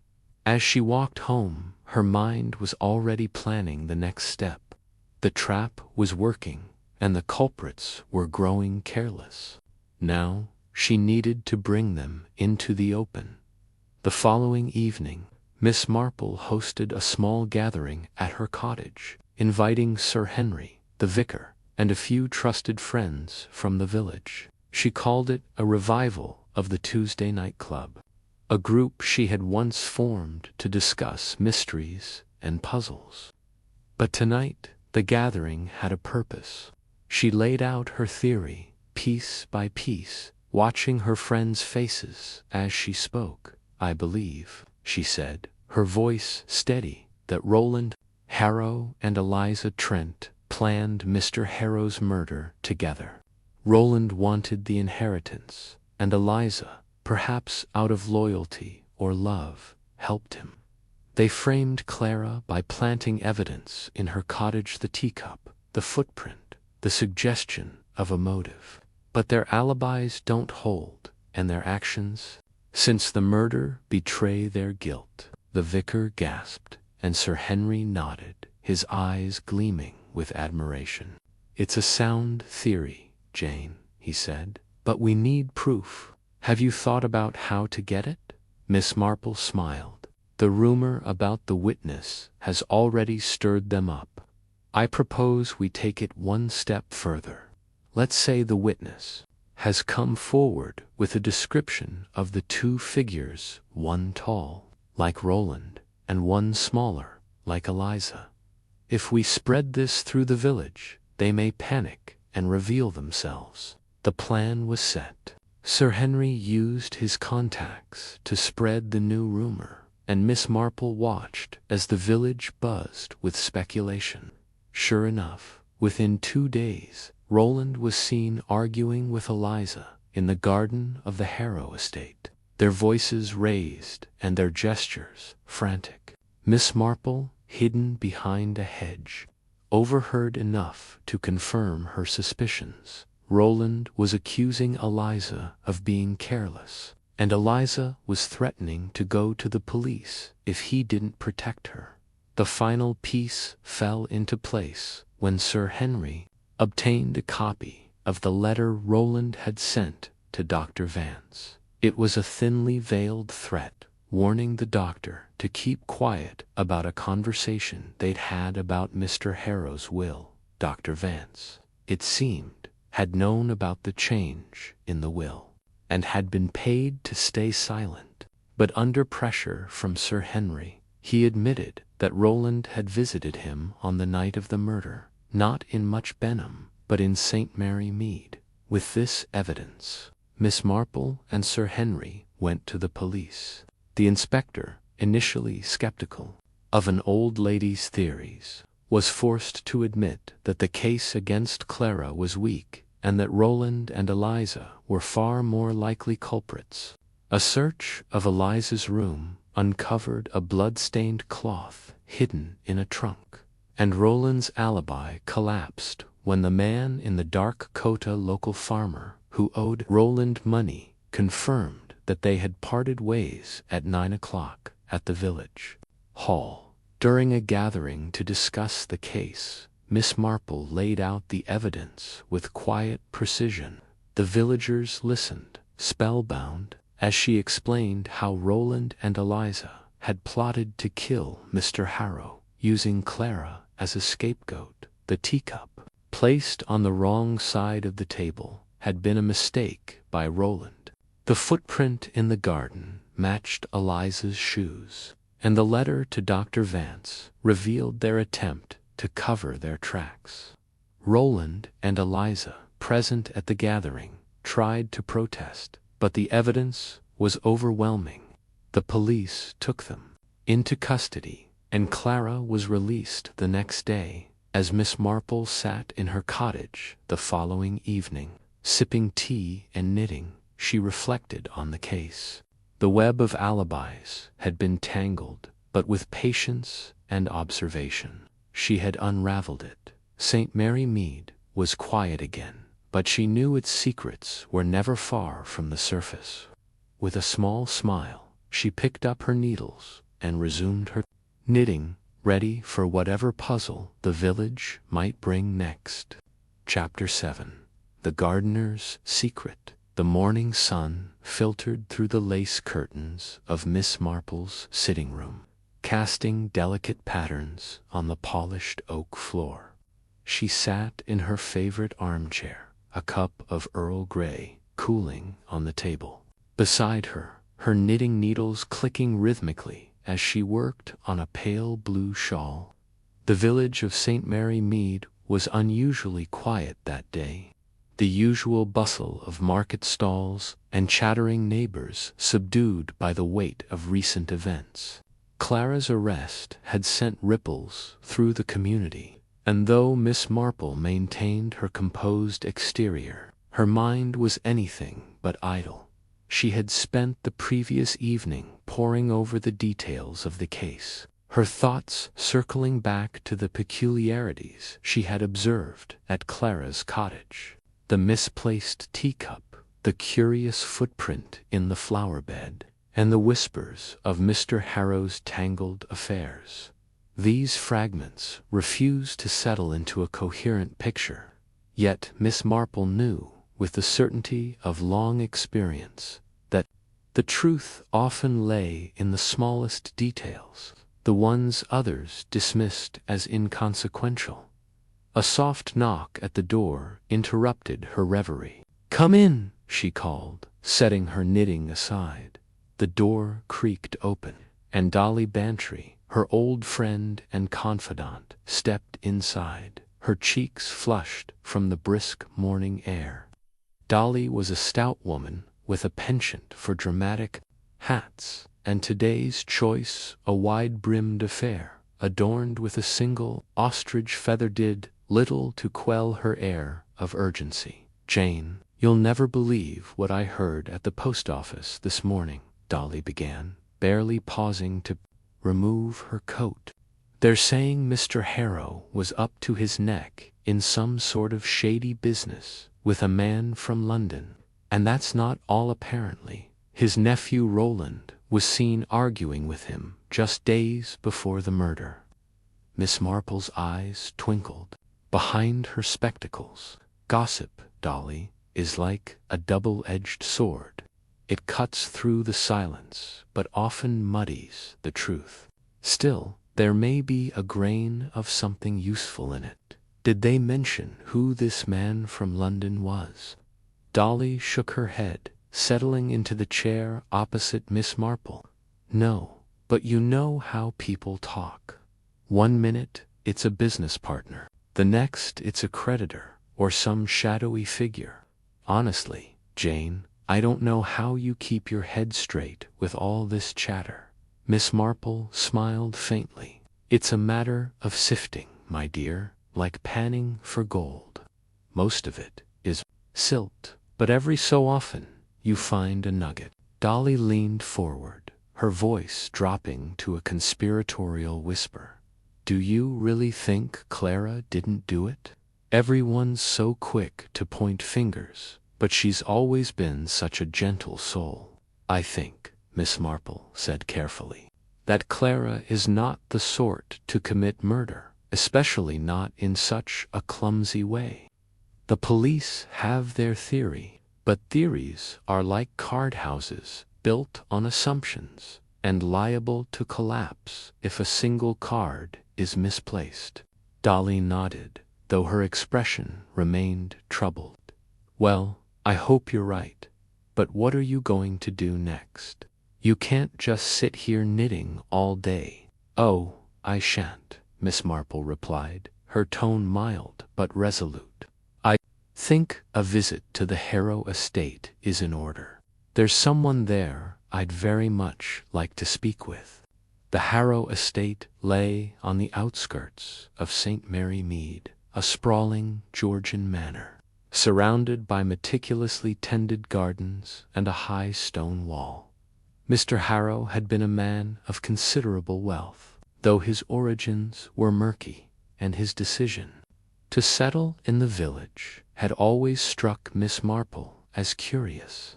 Men like Harrow, sharp, ambitious, and guarded, rarely chose the quiet life unless they had reason to hide. As Miss Marple approached the estate, her black umbrella serving as both a shield against the drizzle and a walking stick, she noted the air of neglect that had already begun to creep in. The rose bushes, once pristine, were starting to wilt, and the gravel path crunched underfoot with a layer of fallen leaves. The gardener, Tom, was at work near the front gate, his broad shoulders hunched as he clipped a hedge with methodical precision. "Good morning, Tom," Miss Marple called, her voice carrying a warmth that belied her keen observation. Tom straightened, wiping his brow with a dirt-streaked hand. He was a wiry man in his late 50s, with a weathered face and eyes that seemed to carry the weight of unspoken stories. "Morning, Miss Marple," he said, touching the brim of his cap. "Didn't expect to see you out here, not with all that's happened." "Oh, I find a walk does wonders for clearing the mind," she replied, her gaze drifting to the flower beds near the house. "You've done wonders with these gardens, Tom. Mr. Harrow was lucky to have you." Tom's expression softened, but there was a flicker of unease in his eyes. "Kind of you to say, Miss Foe. I reckon the place won't be the same now he's gone." Miss Marple nodded sympathetically. "A terrible business, his death. And poor Clara, caught up in it all. You knew her, didn't you? She often spoke of how kind you were, lending her clippings from the garden." Tom shifted his weight, his hands tightening around the shears. "Clara's a good sort. Doesn't seem right, her being locked up like that." "No, it doesn't," Miss Marple agreed, her tone gentle but probing. "You must see and hear a great deal, working here. People often forget how much a gardener notices the comings and goings, the conversations carried on the wind." Tom's eyes narrowed slightly, but he didn't look away. "I keep to my work, miss. Don't much care for gossip." "Of course," Miss Marple said, her smile disarming. "But sometimes one can't help overhearing things. Arguments, perhaps. Mr. Harrow was a man with strong opinions, I'm told." Tom hesitated, his gaze flicking toward the house before returning to her. "You don't miss much, do you, miss?" he said, almost under his breath. Then, after a moment's pause, he lowered his voice. "All right, I'll tell you something, but it's not for spreading about. Night before Mr. Harrow was killed, I was working late, tending to the roses by the library window, heard voices and someone else's. A man, I reckon, though I couldn't see him." Miss Marple's heart quickened, though her expression remained serene. "A man. Did you recognize the voice?" Tom shook his head. "Not local, that's for sure. Had a sharp way of talking, like them city types. They were arguing something fierce about money. I think Mr. Harrow was saying he wouldn't pay a penny more, and the other fellow wasn't having it. Sounded like he was threatening him." "Threatening?" Miss Marple's voice was soft, encouraging. "In what way?" "Said something about consequences if Mr. Harrow didn't come through. I didn't catch it, and got out of there quick. Didn't want to be seen eavesdropping." Miss Marple nodded, her mind racing. "You were wise to stay out of it, Tom, but this could be important. Did you tell the police?" Tom's face darkened. "Police don't much care for the likes of me, Miss. They'd twist it round, make it sound like I had something to do with it. Besides, I didn't see nothing, just heard it. And with Clara in trouble, I didn't want to stir things up more." "I understand," Miss Marple said, her tone reassuring. "But you've done the right thing, telling me. It may help Clara more than you know." Tom looked at her, his expression a mix of relief and wariness. "You think so? I don't want no trouble, miss, but if it helps Clara, I'm glad I spoke up." Miss Marple smiled, her eyes kind but sharp. "You've been a great help, Tom, and don't worry, I'm rather good at keeping secrets." As she turned to leave, Miss Marple's mind was already piecing together the new information. A stranger, an argument, a threat. These were threads she could weave into the tapestry of the case. But who was this man, and why had he come to St. Mary Mead?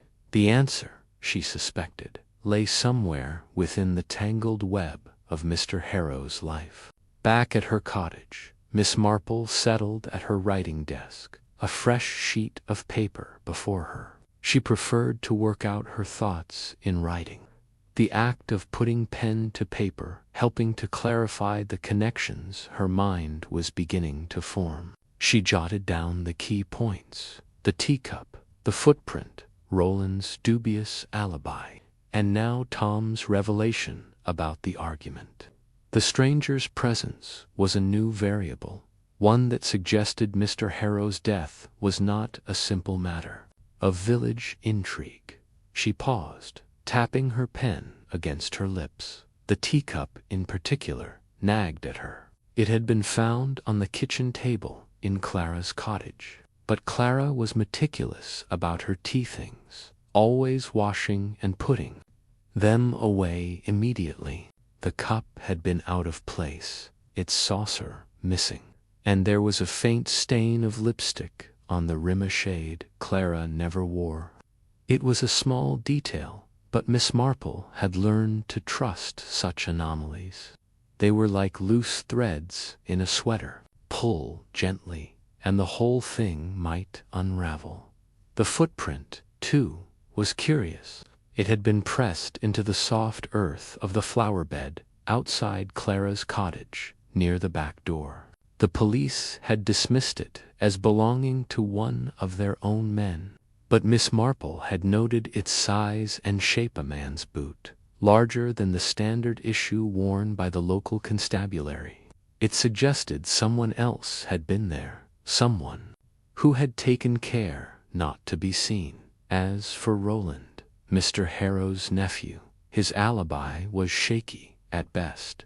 He claimed to have been in Danbury, a neighboring town, on the night of the murder, but the innkeeper there had been vague when questioned, unable to confirm Roland's presence with certainty.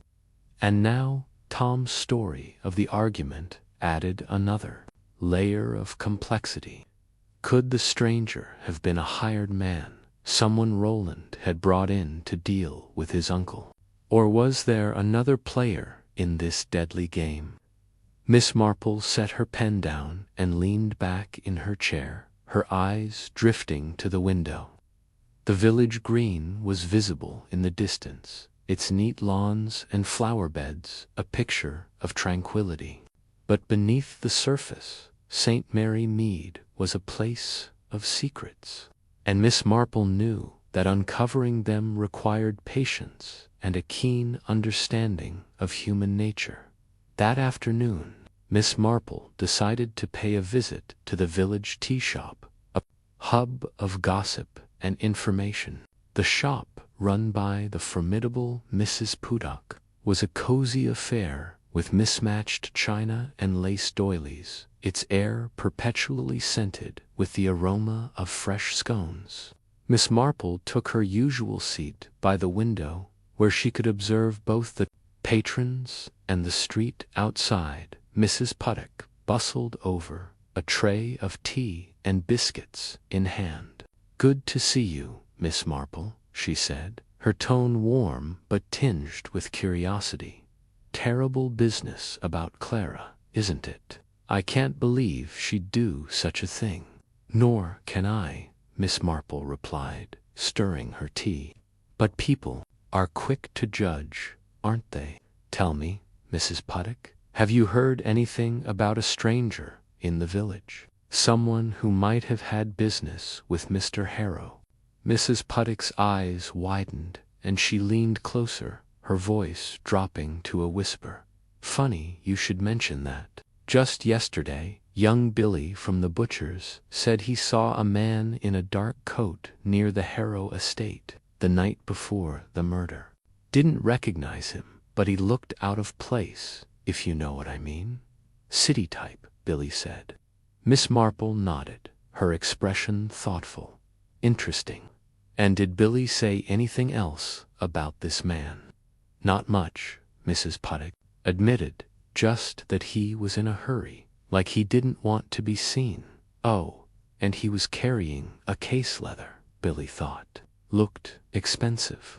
A case, Miss Marple repeated, her mind turning over the possibilities. A businessman, perhaps, or someone with a more sinister purpose. Thank you, Mrs. Puttock. You've been most helpful. As Mrs. Puttock moved off to tend to another customer, Miss Marple sipped her tea, her thoughts racing.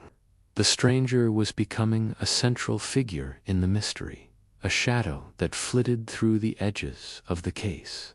She would need to speak with Billy herself to confirm the details, but for now, the pieces were beginning to fit together.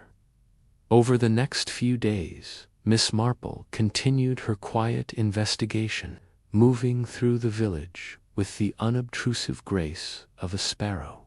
She spoke with shopkeepers, neighbors, and even the postman, piecing together fragments of information. The stranger, it seemed, had been seen by more than one person, though no one could agree on his appearance. Some described him as tall, others as average. Some said he wore a hat, others swore he was bareheaded. It was maddeningly vague, but Miss Marple was undeterred. The truth, she knew, would emerge in time. She also paid another visit to Clara's cottage, this time with Sir Henry Clithering, who had arrived in St. Mary Mead the previous day. Sir Henry, a retired Scotland Yard commissioner and an old friend, had a sharp mind and a knack for navigating official channels, making him an invaluable ally. He had agreed to look into Mr. Harrow's financial records, hoping to uncover any connections to the mysterious stranger. The cottage was much as Miss Marple had left it, though the police had cordoned off the area around the back door. She and Sir Henry stood in the small garden, examining the flower bed where the footprint had been found. The earth had been disturbed by the police, but the outline of the print was still faintly visible. Odd, isn't it? Sir Henry remarked, crouching to inspect the ground. This doesn't look like a policeman's boot. Too narrow, and the tread is different. Miss Marple nodded. I thought the same. And it's too deep for someone just passing by. Whoever left this was standing here for some time, perhaps watching the cottage. Sir Henry straightened, his brow furrowed. You think someone was spying on Clara or Harrow, or both? Miss Marple said. The question is why, and what they hoped to gain. They moved inside, where the teacup still sat on the kitchen table, untouched since Miss Marple's last visit. Sir Henry picked it up, turning it over in his hands. This lipstick, he said, pointing to the faint red stain. Clara doesn't strike me as the type to wear such a bold color. She isn't, Miss Marple confirmed. Which means someone else was here. Someone who drank tea and left in a hurry, perhaps. Sir Henry's eyes narrowed. Thinking of an accomplice? Possibly, Miss Marple said, or someone who wanted it to look like Clara was careless. Either way, it's a clue we can't ignore. As the days passed, Miss Marple's investigation deepened. She learned from Sir Henry that Mr. Harrow's financial records showed several large payments to an unknown account in London, made in the weeks leading up to his death. The account was registered to a shell company, its ownership obscured by layers of paperwork. It was a tantalizing lead, but without more information, it was impossible to trace.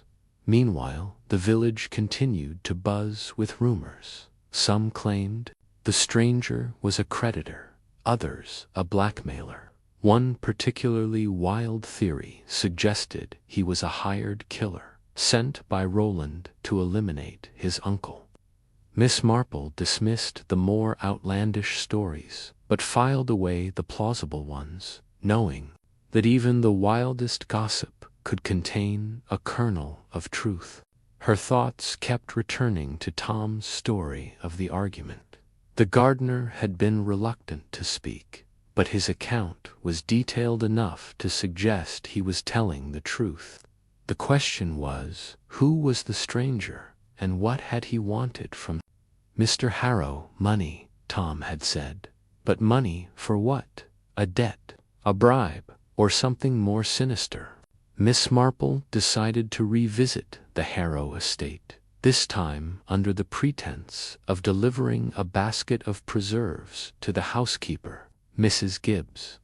The real purpose, of course, was to observe the grounds again, and perhaps catch Tom in a more forthcoming mood. She found him near the greenhouse, pruning a row of tomato plants.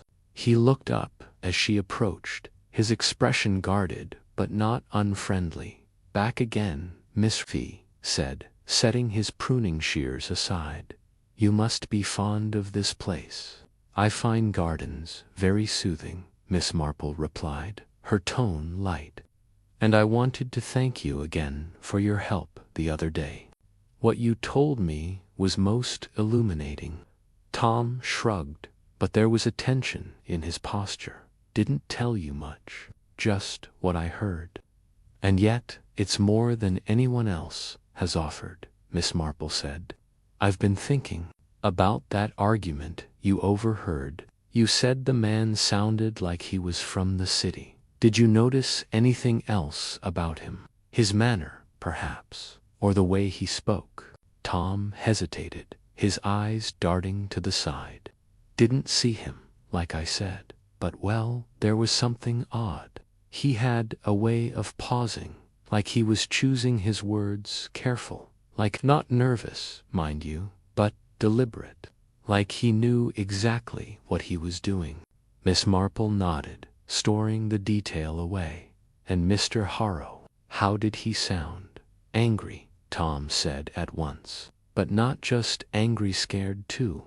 I've never heard him like that before. He was a hard man, Mr. Harrow, but that night he sounded like he was in over his head." Miss Marple's mind raced. A hard man, scared. A stranger, deliberate and threatening. The pieces were beginning to form a pattern, but it was still incomplete. She thanked Tom and made her way back to the village, her thoughts a whirl of possibilities. That evening, Miss Marple sat by her fire, a notebook open on her lap. She had written down every detail she could recall, from the teacup to the footprint. To Tom's story, the stranger was the key. She was certain of it. But who was he, and how did he fit into the puzzle of Mr. Harrow's death? She thought of Clara, sitting in a cold cell, accused of a crime she didn't commit. Miss Marple had known Clara since she was a girl, and she could not believe her capable of murder. But someone had gone to great lengths to make it appear otherwise, and that someone was still out there, watching, perhaps waiting for Miss Marple to get too close. As the fire crackled, Miss Marple made a decision. She would need to be bolder, to take risks she would normally avoid.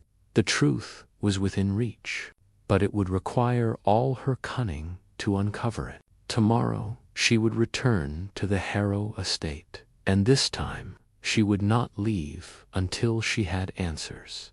The night deepened outside, and the village of St. Mary Mead settled into its usual quiet. But for Miss Marple, the silence was filled with the hum of unanswered questions, each one a step closer to the truth. Chapter 8. A dangerous encounter. The late afternoon sun cast long shadows across the rolling fields of St. Mary Mead, painting the landscape in hues of gold and amber. Miss Jane Marple, her sensible shoes crunching softly on the gravel path, made her way toward the Harrow estate. Her mind was a whirl of thoughts, piecing together the fragments of clues she had gathered over the past days. The misplaced teacup, the curious footprint, the whispers of Mr. Harrow's shady dealings, and the gardener's tale of an overheard argument. Each detail was a thread in the tapestry of the mystery, and she felt tantalizingly close to unraveling it. Yet something elusive still lingered, just out of reach.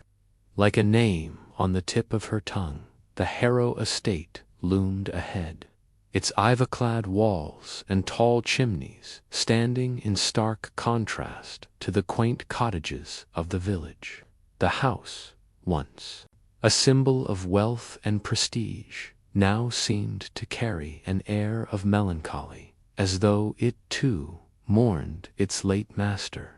Miss Marple's purpose today was not to call upon the household, but to explore the grounds, particularly the wooded area near the back of the estate where Tom, the gardener, had mentioned overhearing the argument. She had a hunch that the land itself might hold answers the police had overlooked as she approached the wrought iron gate. Miss Marple paused, her sharp eyes scanning the surroundings.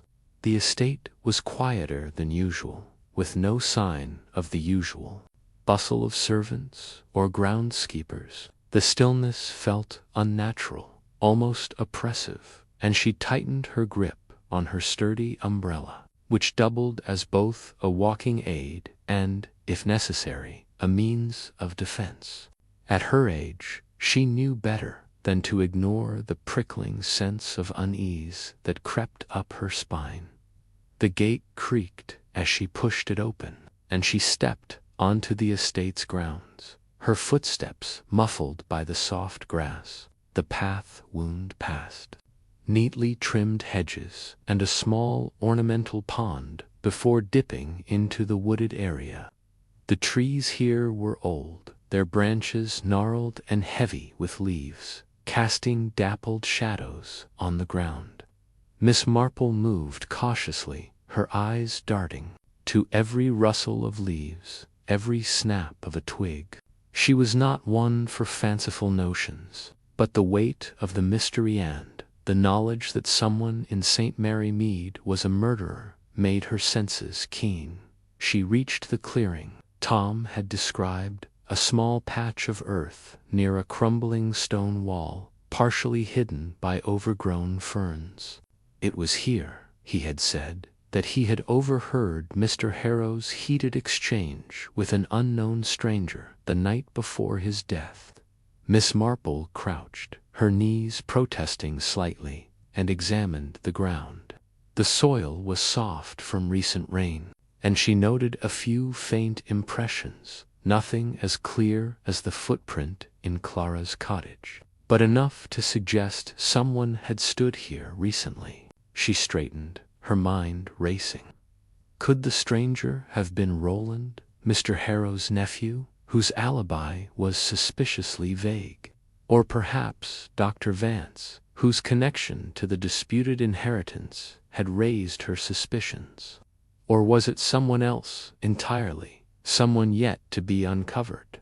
As she pondered, a sudden crack echoed through the woods, sharp and deliberate, like the snap of a branch underfoot. Miss Marple froze, her heart quickening. She turned slowly, her eyes scanning the trees. The woods were silent again, but the air felt charged, as though someone or something was watching her. "Who's there?" she called, her voice steady despite the flutter in her chest. No answer came, only the soft rustle of leaves in the breeze. She took a step forward, her umbrella raised slightly, and then another sound, low, guttural scrape, like stone against stone.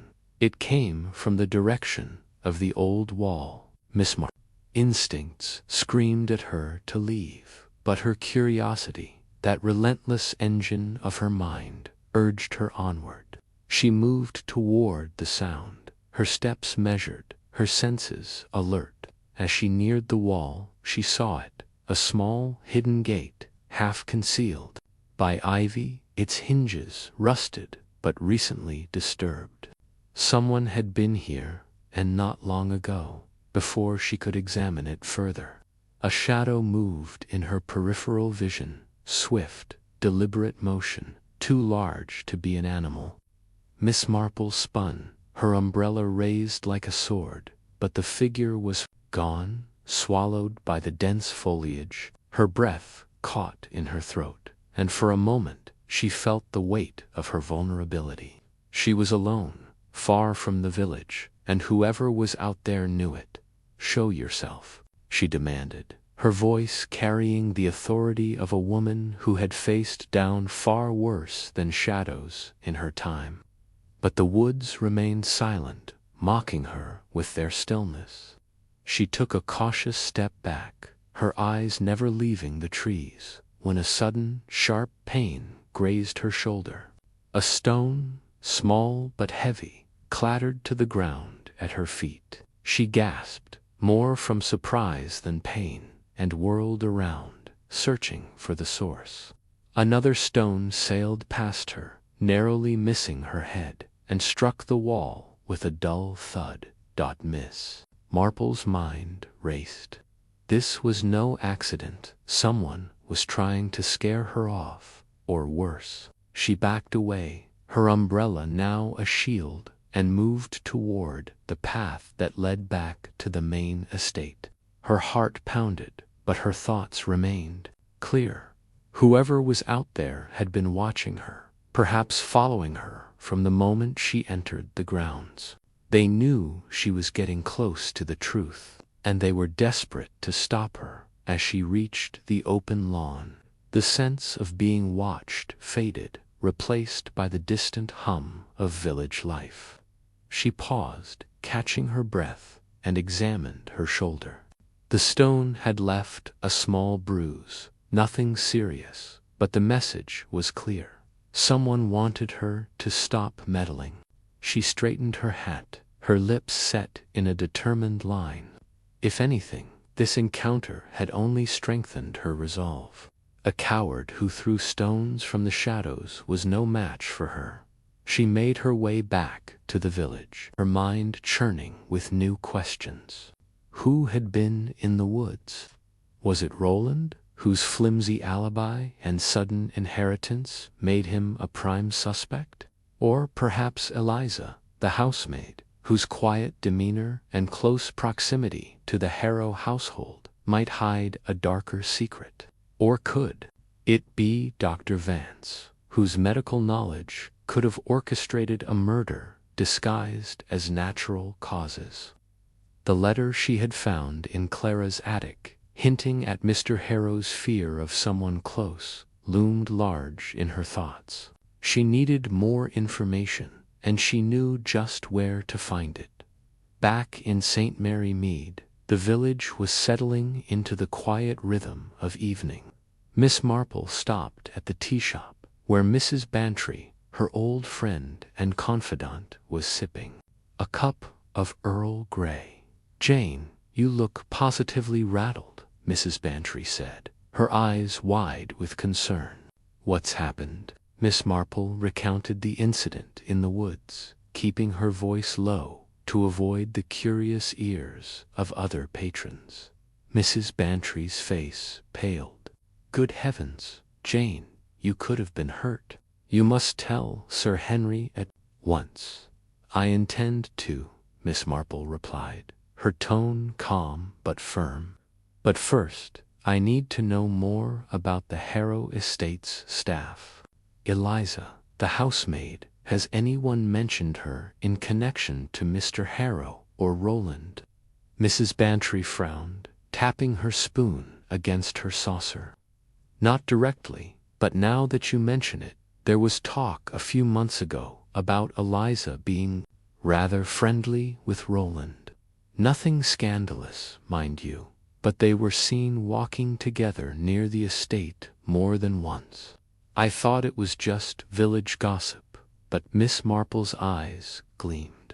Gossip, my dear Dolly, is often the raw material of truth. I think it's time I had a chat with Eliza.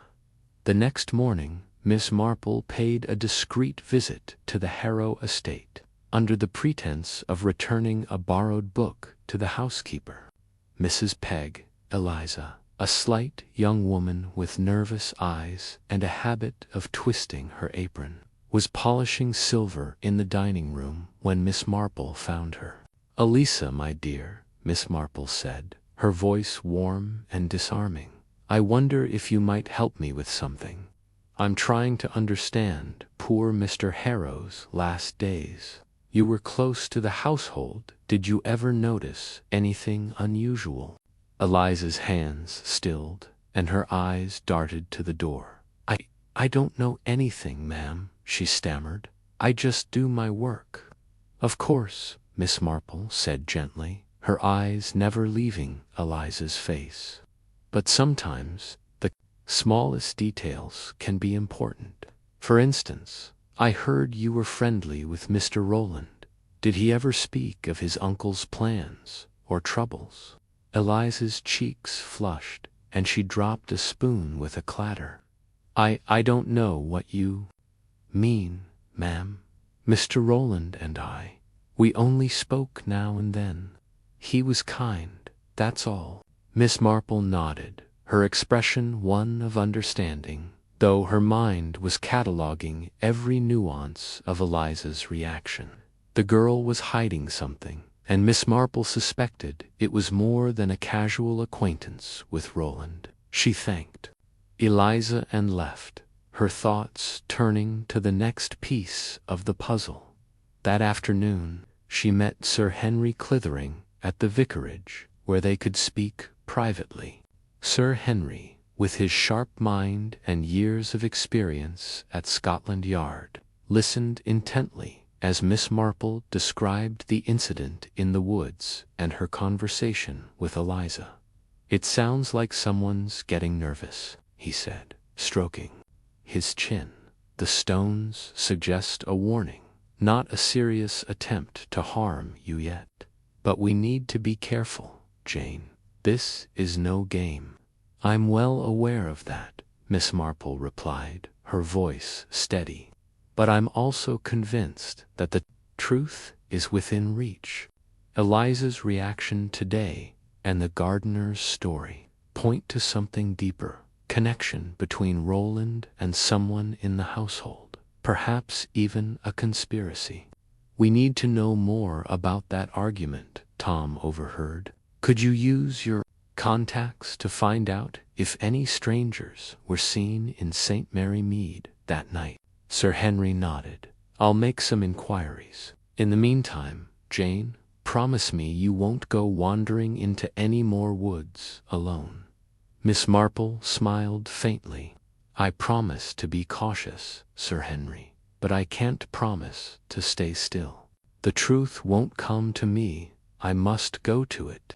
Over the next few days, Miss Marple kept a low profile, though her mind was anything but idle. She spent hours in her cottage, knitting and thinking, her needles clicking rhythmically as she turned over the clues. The teacup, misplaced in Clara's cottage, suggested someone had been there who wasn't expected a visitor, who knew Clara's habits well enough to frame her. The footprint, too small for a man like Rowland, pointed to a woman, perhaps Eliza. And the letter, with its cryptic warning about someone close, suggested Mr. Harrow had suspected betrayal. But who and why? Her thoughts were interrupted by a knock at the door. It was Tom, the gardener, his face pale and his hands twisting his cap nervously. "Miss Marple," he said, his voice low, "I didn't tell you everything before. I was afraid, see. But after what happened to you in the woods, I can't keep quiet." Miss Marple ushered him inside. offering him a cup of tea to calm his nerves. "What is it, Tom?" she asked gently. "Whatever it is, you can trust me." Tom took a deep breath. "That night, when I heard Mr. Harrow arguing, I didn't just hear voices. I saw a woman, slipping out of the woods after the shouting stopped. I couldn't see her face, but she was small, like Eliza, and she was carrying something, a bag, maybe, or a bundle. I didn't think much of it then, but now, I think it might have been important." Miss Marple's heart quickened, but she kept her expression calm. "You did the right thing, Tom. This could be very important indeed. Did you tell the police?" Tom shook his head. "No, ma'am. I was scared. They'd think I was mixed up in it. But I trust you, Miss Marple. You'll know what to do." After Tom left, Miss Marple sat in silence, her knitting forgotten. The pieces were falling into place, but the picture was still incomplete. Eliza's nervousness, the woman in the woods, the stones thrown to scare her off, it all pointed to a desperate attempt to keep a secret hidden. She needed to act quickly before the culprit grew bold enough to do more than throw stones. That evening, she called on Sir Henry again, sharing Tom's revelation. "We're close, Sir Henry," she said, her eyes bright with determination. "I believe Eliza is involved, perhaps as Roland's accomplice. The footprint, the woman in the woods, her reaction when I mentioned Roland, it all fits. But we need proof, something concrete to tie them to the crime." Sir Henry rubbed his temples, his face grave. "I've heard back from my contacts. No strangers were reported in St. Mary Mead that night, which suggests the stranger Tom overheard was someone local, someone who knew the estate well. I agree, Eliza's a likely candidate, but how do we prove it without putting you in more danger?" Miss Marple's lips curved into a small, determined smile. "I have an idea. It's a bit risky, but if it works, it could bring the truth to light. I'll need your help, Sir Henry, and a bit of village gossip to set the stage." As the sun set over St. Mary Mead, Miss Marple began to lay her trap, her mind as sharp as ever. The encounter in the woods had been a warning, but it had also been a mistake. The culprit had revealed their fear, and fear, Miss Marple knew, was a powerful weapon. She would use it to unmask the truth, no matter how dangerous the path ahead. The days that followed were a flurry of quiet activity. Miss Marple, with Sir Henry's assistance, planted a subtle rumor through Mrs. Bantry, who was only too happy to play her part. The rumor, carefully crafted, suggested that a new witness had come forward, someone who had seen a woman leaving the Harrow estate the night of the murder. It was a lie, of course, but a believable one, designed to flush out the guilty party.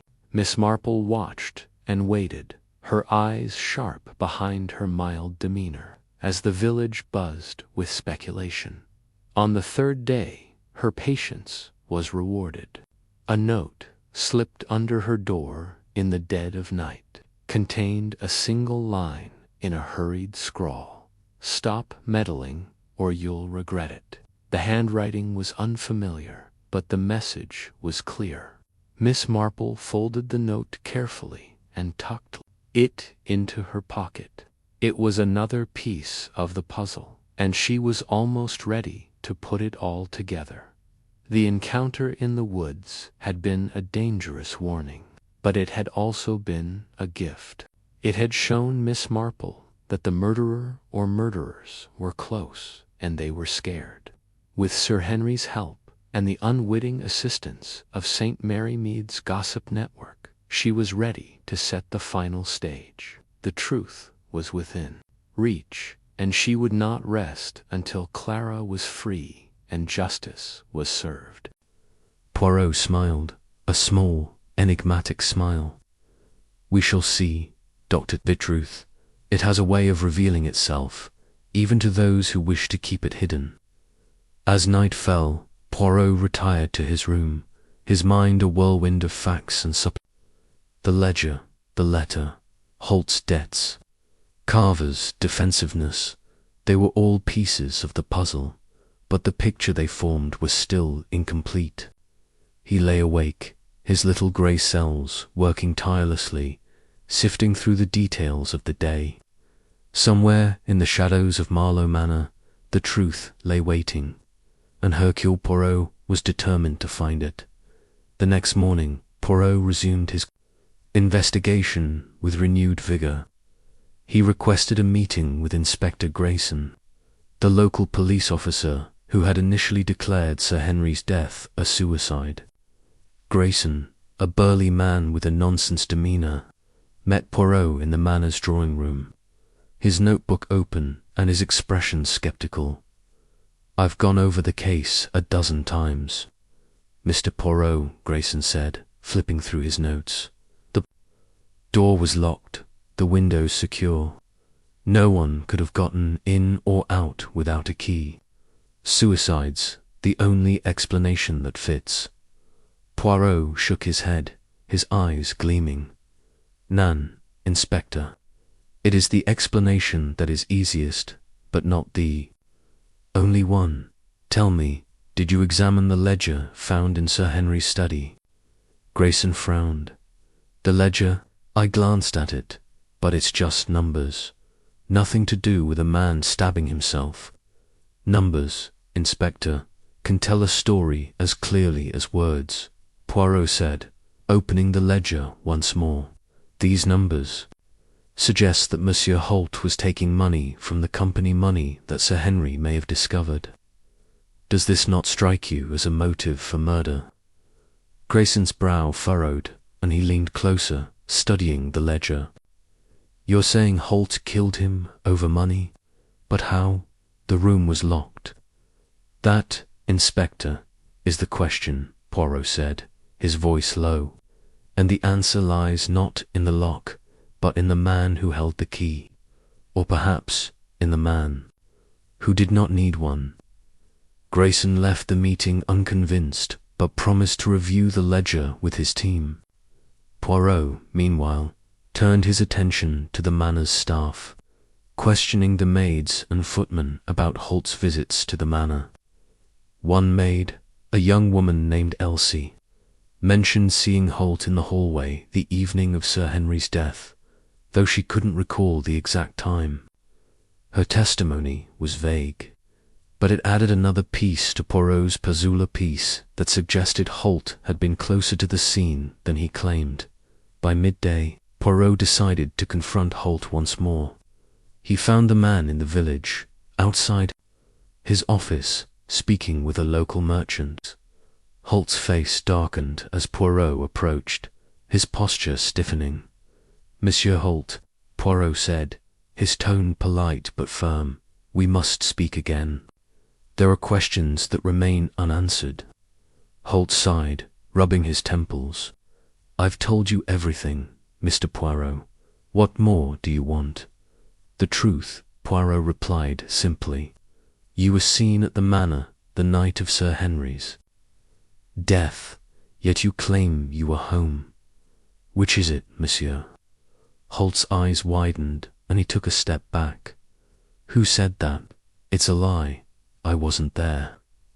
"A maid, Elsie, recalls seeing you," Poirot said, watching Holt's reaction closely. "She is young, perhaps mistaken, but her memory is clear. You were in the hallway near Sir Henry's study."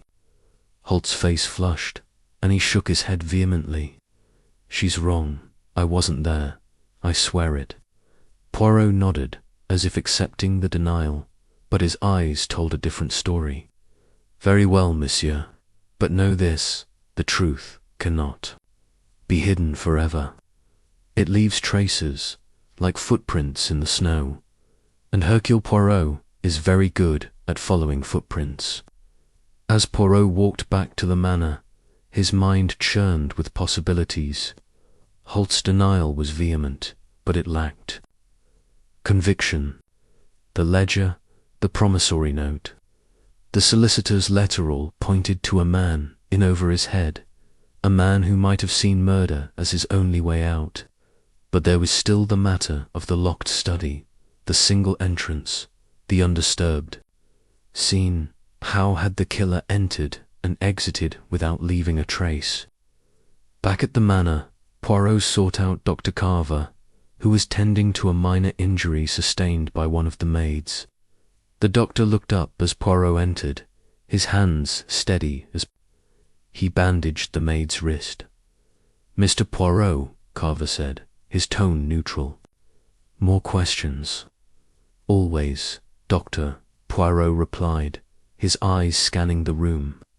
"You have been most helpful in providing insights into the family, but there is one matter that troubles me. Your visit to Sir Henry, was it truly as routine as you claim?" Carver's hands paused, and he met Poirot's gaze. "I've told you the truth, Mr. Poirot. I checked on Henry, advised him to rest, and left. That's all there was to it."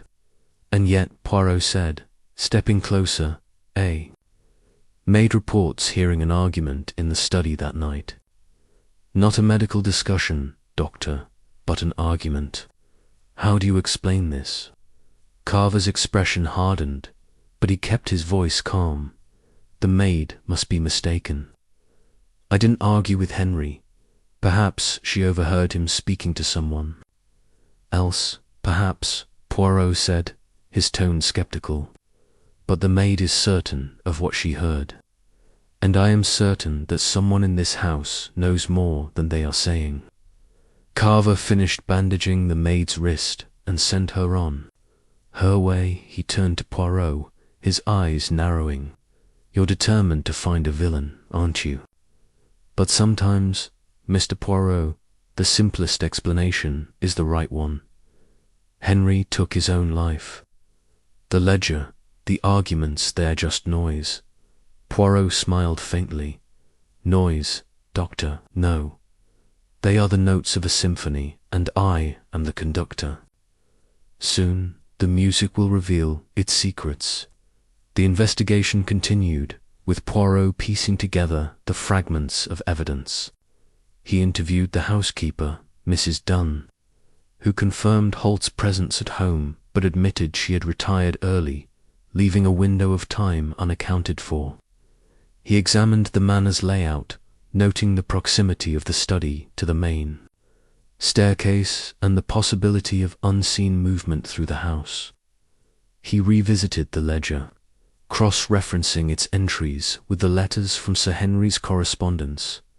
Each step brought him closer to the truth. But the locked study remained the central enigma. How had the killer entered? How had they left without disturbing the lock or the windows? The scratch on the lock, noted in an earlier chapter, gnawed at Poirot's mind. It was faint, almost imperceptible, but it suggested tampering not enough to break the lock, but enough to manipulate it.